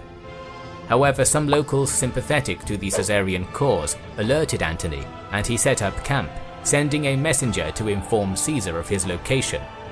When Pompey found Antony encamped and Caesar closing in, he realized he was in danger of being attacked on two sides and withdrew to a safer position near Asparagium. With his full army now joined, Caesar started to be more aggressive. Hearing that Scipio was now in Macedonia with his Syrian legions, Caesar sent 2 legions under Gnaeus Domitius Calvinus to cut him off. The Thessalians and Aetolians had sent envoys saying they'd support Caesar in return for garrisons, and so Caesar sent the rookie 27th Legion under Cassius Longinus to Thessaly, and G. Calvisius Sabinus with 5 cohorts to Aetolia to acquire more grain. Scipio did march his force towards Thessaly, threatening Longinus, but Calvinus and his legions were able to apply enough pressure to stop him uniting his force with Pompey. Meanwhile, one of Pompey's sons, Gnaeus, attacked Caesar's ships, destroying his whole navy in the area, leaving Caesar stranded in Greece and cut off from Italy. With his navy destroyed, Caesar knew he had to force an engagement with Pompey soon. He first attempted to do this at Asparagium, drawing up his army for battle. But Pompey, on the high ground, refused to commit. In order to force Pompey's hand, Caesar decided to march on Dyrrhachium. By threatening this crucial supply center, Pompey would be forced to respond. However, he did not want to reveal his strategy to Pompey, and so planned on taking a circuitous route to hide his intentions. He struck camp early in the morning in April. The plan worked. Initially, Pompey thought Caesar was withdrawing due to lack of supplies, and it was only after his scouts reported Caesar's movements that Pompey realized what Caesar was planning. He then gave chase. Caesar marched through the night, only giving his men a brief break, and was able to reach Dyrrhachium first, setting up his camp on high ground outside the city. Pompey arrived soon after and encamped his force on high ground just south of Caesar's position. Pompey's army outnumbered Caesar's considerably. Having sent part of his force to stall Scipio and part to southern Greece, Caesar had just 35,000 to 40,000 men and 3,000 cavalry. Pompey, on the other hand, had around 53,000 infantry and 7,000 cavalry. Though Caesar's men were more experienced, Pompey did have the crucial advantage of having a better supply line. Using his navy, he could ship supplies from Dyrrhachium to his camp, whereas Caesar would be forced to live off the land and requisition food from local tribes. Even this would be difficult, as Pompey's forces had already plundered the area in the previous months. Noting the particularly hilly topography of the area, Caesar decided to fall back on one of his most favoured tactics and fortify the hills around Pompey's position, encircling his enemy and cutting off their supplies. This would be a difficult task considering the size of the armies, but the natural topography simplified the task. When Pompey realized what Caesar was doing, he countered by constructing his own defenses. He ordered his men to fortify as many hills as possible, forcing Caesar to extend his own fortifications further and further, stretching his army. Frequent skirmishes broke out between the two forces, each harassing the other to try and slow their build. On one occasion, the 9th Legion, attempting to fortify a camp on a hilltop, came under intense masses of missile fire from the Pompeians on a nearby hill. Caesar, who was with the 9th at the time, ordered them to abandon the construction and retreat down the slope, commanding legionary engineers to place wattle screens to dig trenches behind to hinder the enemy from pursuing the legion. He then placed slingers in commanding positions to cover the withdrawal. The 9th was pursued by the Pompeian missiles and light infantry, who pushed the screens into the trenches to cross them. Caesar, fearing a rout, ordered Antony, commander of the 9th, to charge the Pompeians.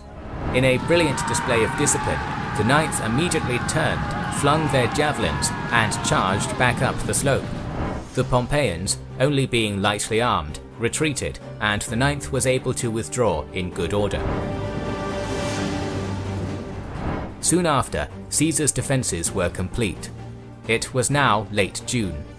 Due to his men's greater experience and discipline, he now had Pompey's force pinned against the sea. This was a great achievement.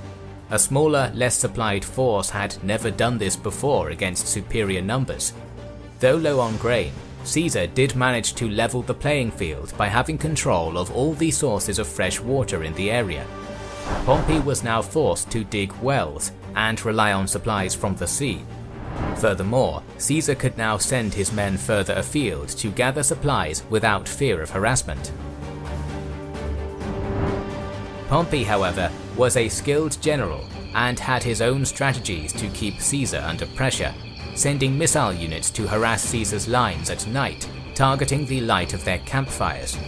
He also attempted to bring his cavalry into play, which, stuck behind the fortifications, had done little so far.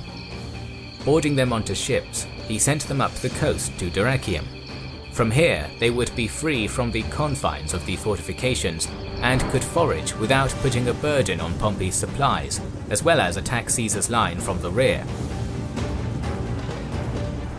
Around this same time, in early July, Caesar received word that there were citizens of Dyrrhachium who were willing to be bribed and give him the town.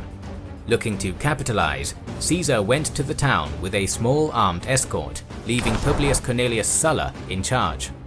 However, when he reached the outskirts of the city, he was attacked by the Pompeian cavalry, who attempted to surround Caesar, and he only just managed to cut his way out with his men and survive the ambush. While Caesar was away from the main line, Pompey had also launched 3 simultaneous offensives on the fortifications. He ordered 4 legions to concentrate on a point in the center of the line, and 1 legion each to attack 2 other points in the line.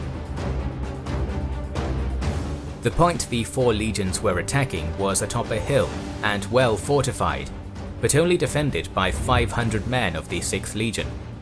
The cohort was hard pressed, thousands of missiles being fired into their position, but the men held on doggedly, confident that reinforcements would be arriving soon. They were correct.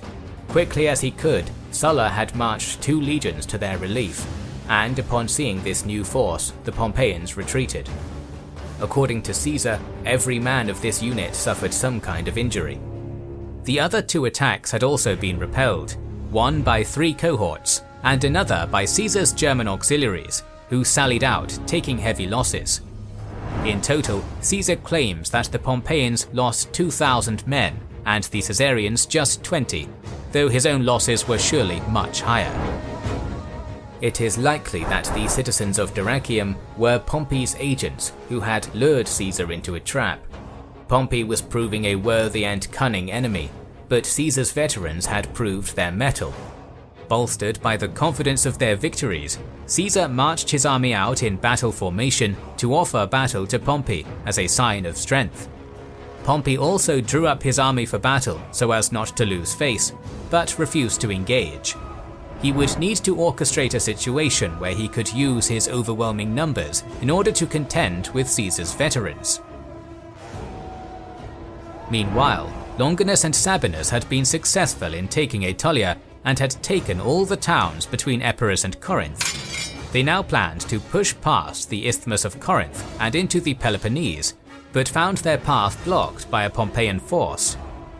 Nonetheless, their success was crucial in giving Caesar an abundance of supplies from these new Greek territories. With more successes under his belt, Caesar again sent a peace delegation, this time to Scipio, hoping to convince the latter to talk to Pompey. But even though Scipio at first listened with interest, his officers were having none of it. At Dyrrhachium, Caesar fortified the 2 approaches to the town, cutting off the Pompeian cavalry in the area from the supplies there. With the cavalry now unable to sustain themselves, Pompey withdrew them by sea back to his entrenchments. But Pompey's food was still running low, and he knew he would have to soon force a breakout. To try and achieve this, Pompey's men occupied the original fortifications of the 9th, which were between the two armies' fortifications, and expanded on them, making a second, larger camp that encompassed the first. He also added a long wall from the camp to a nearby river to secure a water supply. This would act as a forward base from where Pompey could strike. Pompey suddenly had a stroke of luck when two Gallic officers who served Caesar during the Gallic Wars deserted. They had detailed intel about Caesar's defences and knew where the weak points were, and they now passed all this information to Pompey. At the southern end of Caesar's defences, where the fortifications met the coast, Caesar's 9th Legion was stationed under Marcellinus.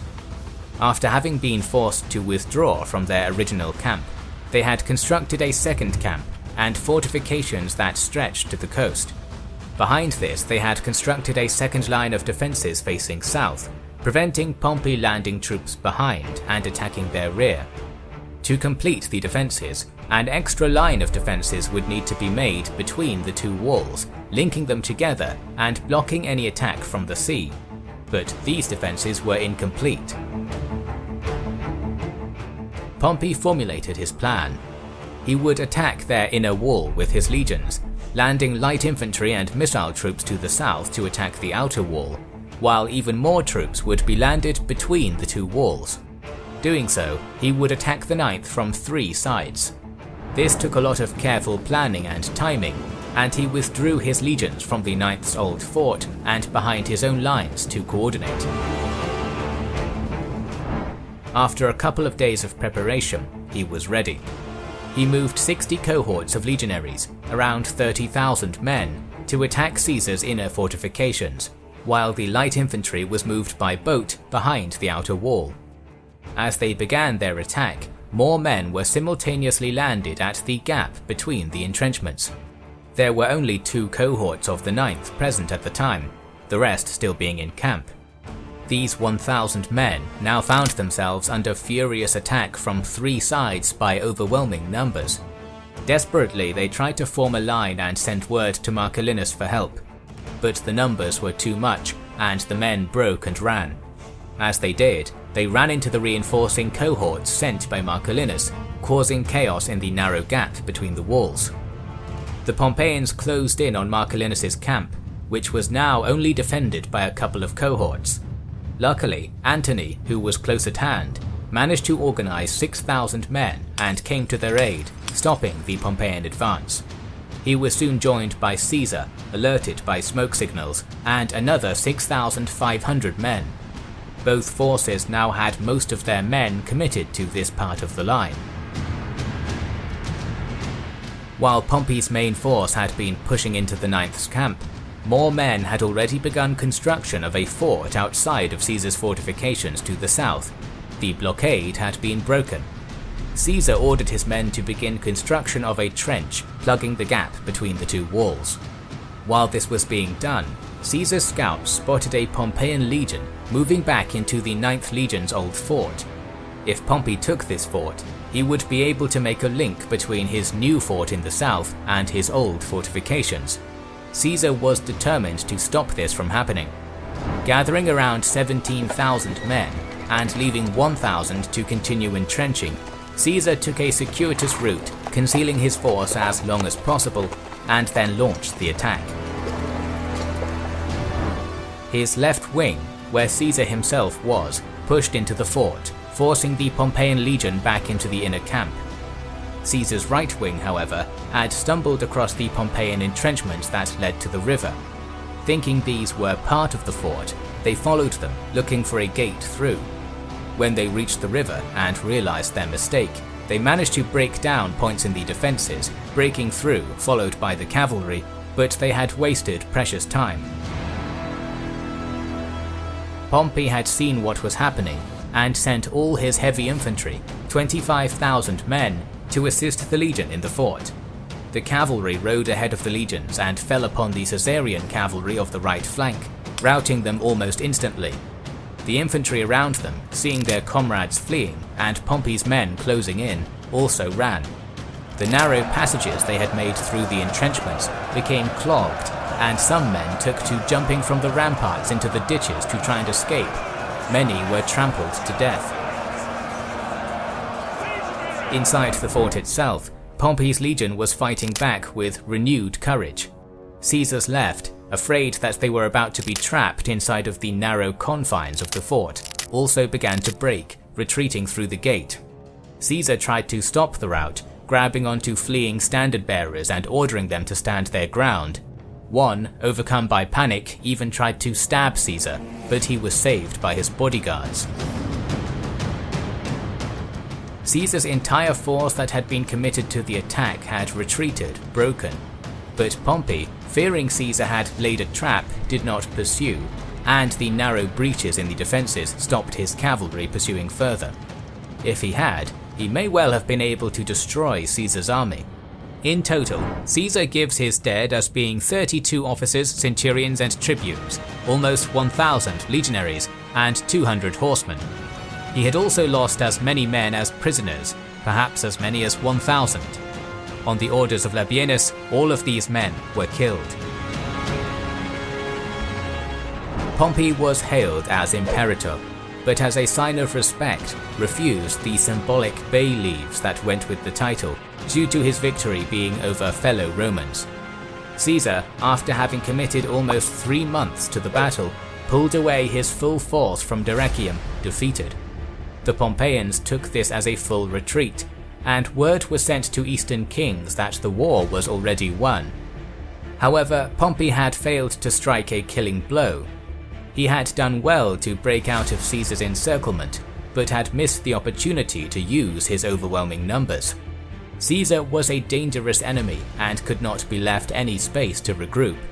Nonetheless, Caesar was able to carry out an ordered withdrawal of his army with only light harassment from Pompey's forces, pulling back to Apollonia. As he did so, he comforted his men, saying that just as Gergovia had preceded Alesia, so too would this defeat at Dyrrhachium be followed by a far greater victory. Still, Caesar was in a precarious position. The army under his command was now heavily depleted, and his other legions were scattered around Greece, 2 under Domitius Calvinus around Macedonia, and 1 in southern Greece under Longinus and Sabinus. Following the defeat at Dyrrhachium, Caesar was in a precarious position. The army under his command was by now heavily depleted, and his other legions were scattered around Greece, 2 under Domitius Calvinus around Macedonia, and 1 in southern Greece under Longinus and Sabinus. Caesar's defeat also meant that his supporters would be wavering. He needed a victory soon, and it would need to be decisive. Caesar's priority was to get his army back into fighting condition, so he first marched to Apollonia, where he left his wounded, and sent 7 cohorts to garrison various towns and cities under his control. Longinus's legion would be safe in southern Greece, but Domitius and his 2 veteran legions of Gallic campaigns, who had been stalling and pinning Scipio Metellus during Dyrrhachium, were now exposed. All of Caesar's plans now revolved around merging his depleted army with Domitius. If Pompey marched on Italy, Caesar would meet up with Domitius and march through Illyria to attack Pompey from the rear. If Pompey marched on Caesar, Caesar would march to Domitius and fight a battle with the merged army. If Pompey besieged Caesar's allied towns in Greece, Caesar would march to Domitius and attack Scipio, forcing Pompey to react or lose an ally. Before any of these plans could be put into effect though, Caesar had to get to Domitius. He began his march at full pace from Apollonia. Pompey, however, had also come to a similar conclusion. If Scipio was caught unsupported, his legions would surely be lost. Both Caesar and Pompey were once again in a race with each other, each hoping to reach their ally before the other. Leaving Cato in control of Dyrrhachium, Pompey began his march to Scipio. As he did, he took measures to slow Caesar, spreading the word of his defeat at Dyrrhachium, and as a result, Caesar found little support on his march, and his scouts and messengers found it impossible to reach Domitius. When both armies were just 4 hours from the positions of Domitius and Scipio, Caesar had a stroke of luck. Some of the Gauls who had defected to Pompey at Dyrrhachium had yet another change of heart, racing to Domitius and warning him of Pompey's approach and Caesar's location.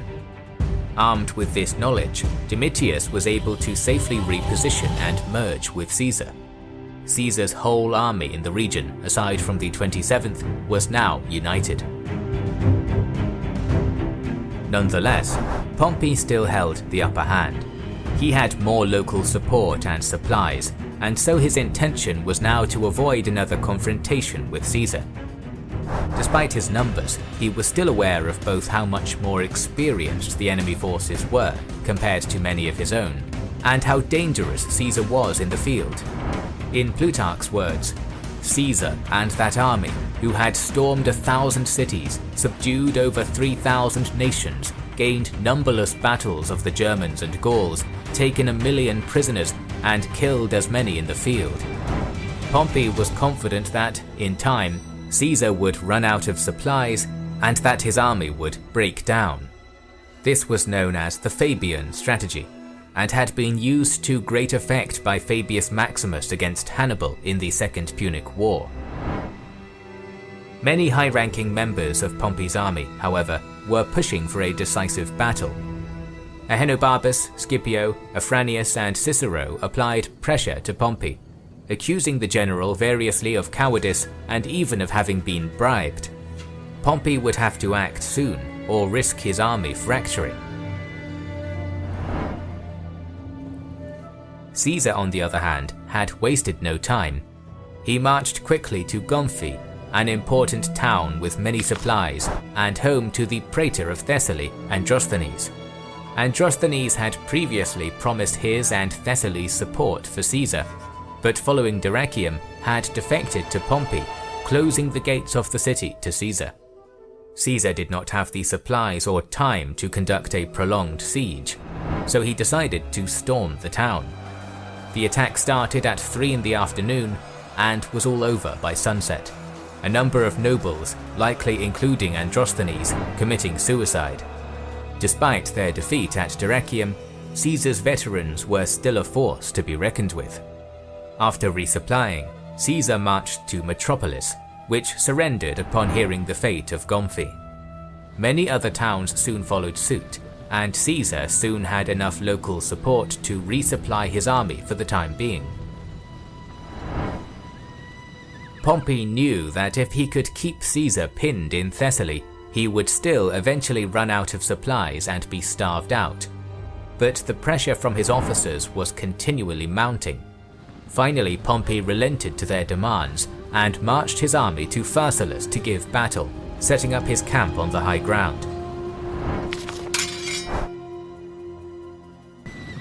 Morale amongst Pompey's men was high, and his officers were confident of victory.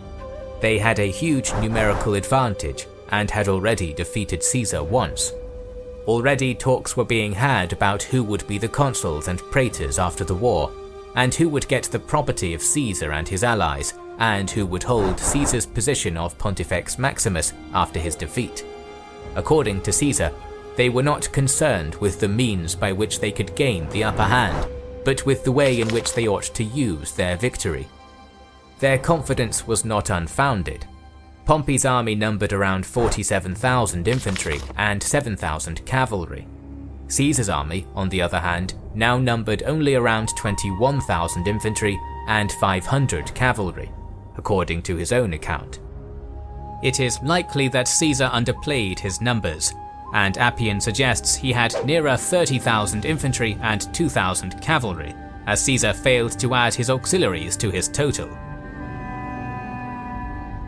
Caesar was equally confident, though. His army was not as numerous, but it was more experienced and disciplined. Only a handful of Pompey's legions were true veterans, most having been recruited specifically for the war and only having seen their first action at Dyrrhachium. While the bulk of Pompey's infantry were Roman legions, They were supported by auxiliaries and allies from the east, making up the majority of light infantry and cavalry. These men, though all skilled warriors, would not have been trained to fight in the Roman style, and the multitude of languages spoken in Pompey's army would have made coordination difficult.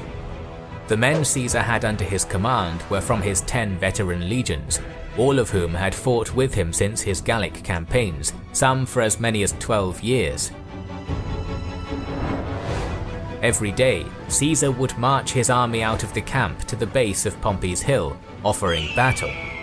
Pompey each time refused to commit, pulling his men out of camp but never moving from the high ground. It was clear that he was still not wholly committed to a pitched battle and did not want to give up his advantageous position, only being willing to commit to minor skirmishes. While these maneuvers were going on, Caesar also mounted some of his infantry, drilling them each day to increase his cavalry to 2,000. It was still much less than Pompey's, but enough at least to stall them. It had been almost a month now since the Battle of Dyrrhachium, and Caesar eventually decided that if Pompey would not give battle, his best strategy would be to keep his army on the march, moving camp every day, forcing Pompey to shadow him and wearing out Pompey's less disciplined force. On the 9th of August 48 BC, Caesar was about to put this plan into action and had his army prepared to decamp, when Pompey's army suddenly moved off from their position on the hill to the plains to give battle. It is not entirely clear why Pompey chose to do this. The most likely answer is that he was pressured by his supporters who, upon seeing Caesar ready to move, were worried Caesar would slip away and had pressed Pompey to seize the opportunity and give battle. Whatever the reason, Caesar took it as a blessing and also prepared his army for a battle on now even terrain. Pompey knew that his key advantages were his cavalry and his numbers, and he drew up his army to best maximize their effectiveness. His infantry was formed into the classic Roman triplex equies, but slightly deeper than the usual 10-men depth order to better hold a defensive line. On his left wing, he stationed 2 legions under the command of Lucius Lentulus. These were 2 of Pompey's most experienced legions, one raised by himself, and the other having been raised by Caesar for the Gallic Wars, and later handed to Pompey just before the Civil War. In his centre, he stationed Scipio and his Syrian legions, while the right would be held by 2 legions combined into one with a river to their right protecting their flank. Within this twin legion were veterans from Cilicia and from Spain, likely survivors from the Battle of Ilerda. They were commanded by Ahenobarbus, one of Caesar's most active opponents. All these legions were Pompey's best men. They would take the brunt of the attack, while Pompey's less experienced legions, allies and auxiliaries would form the 2 back lines. On Pompey's extreme left were his 7,000 cavalry, under the command of Labienus, supported by Pompey's skirmishers and archers. A further 2,000 infantry were held in reserve in Pompey's camp, under the command of Afranius and Pompey's son Gnaeus. Pompey positioned himself on the left. His plan was to use the tactic of his hero, Alexander the Great. With Ahenobarbus and the river guarding his right flank, Pompey's infantry would hold the line, while the entire cavalry force would flank left, destroying Caesar's cavalry before falling on his legions from behind, becoming the hammer to the anvil of the defending legions. Caesar also drew his army up in the triplex equies formation. The 10th Legion, Caesar's personal favourite and some of his best troops, were stationed on his right opposite Pompey. These men were commanded by Sulla, who had distinguished himself at Dyrrhachium, and this was also where Caesar positioned himself. On the left, Caesar positioned 2 of his other most experienced legions, the 8th and 9th, with the river to their left. These 2 legions had suffered so many casualties over recent campaigns that they were ordered to work as one legion under the command of Antony. The centre would be held by the 11th and 12th under the command of Domitius. Caesar's remaining legions filled the 2nd and 3rd lines, the third having strict orders to not engage until Caesar gave the signal. In order to match Pompey's line, Caesar had to stretch his own thin, only 6 men deep. Caesar's cavalry was stationed opposite Pompey's. They were hopelessly outnumbered, and Caesar was well aware that they would not be able to stall Pompey's horse for long. As such, he also pulled 3,000 men from various legions, arming them with spears, forming them into a fourth line. Caesar was the one to begin the engagement, ordering his front 2 lines to charge Pompey's. Caesar's men expected Pompey's infantry to countercharge, as was standard military custom, but they instead stood fast, holding their line. In a brilliant display of discipline, Caesar's men spontaneously halted mid-charge and reassembled. After a brief pause to regain their stamina, they moved slowly forward, only breaking into a charge once again when nearer to Pompey's line. Javelins were hurled from both sides, and Pompey's men, braced and with interlocked shields, held the line. An intense melee ensued with brutal close-quarters fighting. Pompey now put his plan into action. Labienus led the Pompeian cavalry to Caesar's right flank, supported by the skirmishers and archers, smashing into the Caesarian cavalry. Caesar's men could not hold off the onslaught for long, gradually being forced back before retreating entirely. They had, however, performed their role. Whilst Pompey's cavalry had been fighting with Caesar's, Caesar had given the order for his fourth line of spear-armed infantry to wheel around and face Labienus and his cavalry. The Pompeian cavalry had been preparing to charge Caesar's legions in the rear, but with Caesar's cavalry acting as a screen, they hadn't seen Caesar's fourth line move into position, and now they found themselves being attacked by 3,000 heavily armoured spearmen. Pompey's cavalry, though numerous, were not heavy cavalry, and many were young nobles with little experience of warfare. Fighting veteran spearmen head-on was not something they were cut out for. They were routed quickly, being forced to retreat to the distant high ground to try and regroup, but the damage had already been done. Caesar's fourth line pushed on into Pompey's missile troops, easily crushing them. As they pushed on, it was now Pompey who was being flanked. His left-flanked legions, both who had previously fought alongside Caesar and his legions, now found themselves attacked on multiple fronts by their old comrades, the 10th Legion from the front and the 4th line from the left flank and rear. It was at this point that Caesar committed his third line of fresh troops, throwing every man he had into the battle. Under this huge pressure, Pompey's line began to break, starting with the 1st and 3rd. This was also where Pompey had stationed himself, and almost becoming surrounded, he had little choice but to flee the battlefield and retreat to his camp. The rest of Pompey's line broke in quick succession, Caesar's 4th line rolling up the flank, while his fresh 3rd line pushed from the front.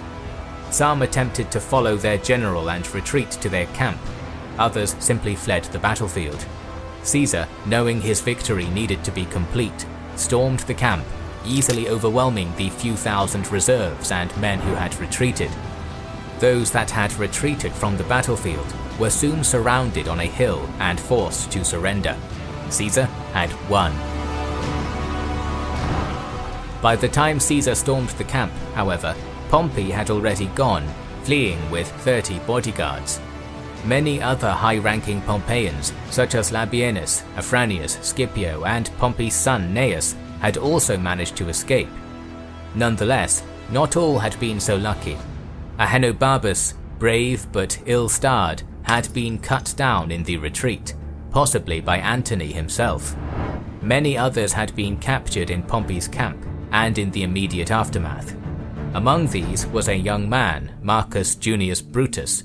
The son of Caesar's mistress, Brutus was held in high regard by Caesar, who had given his men orders to not kill Brutus. When Brutus surrendered, Caesar was overjoyed, welcoming him with open arms. Caesar showed his customary leniency to Pompey's soldiers as well, with more than 24,000 surrendering to him.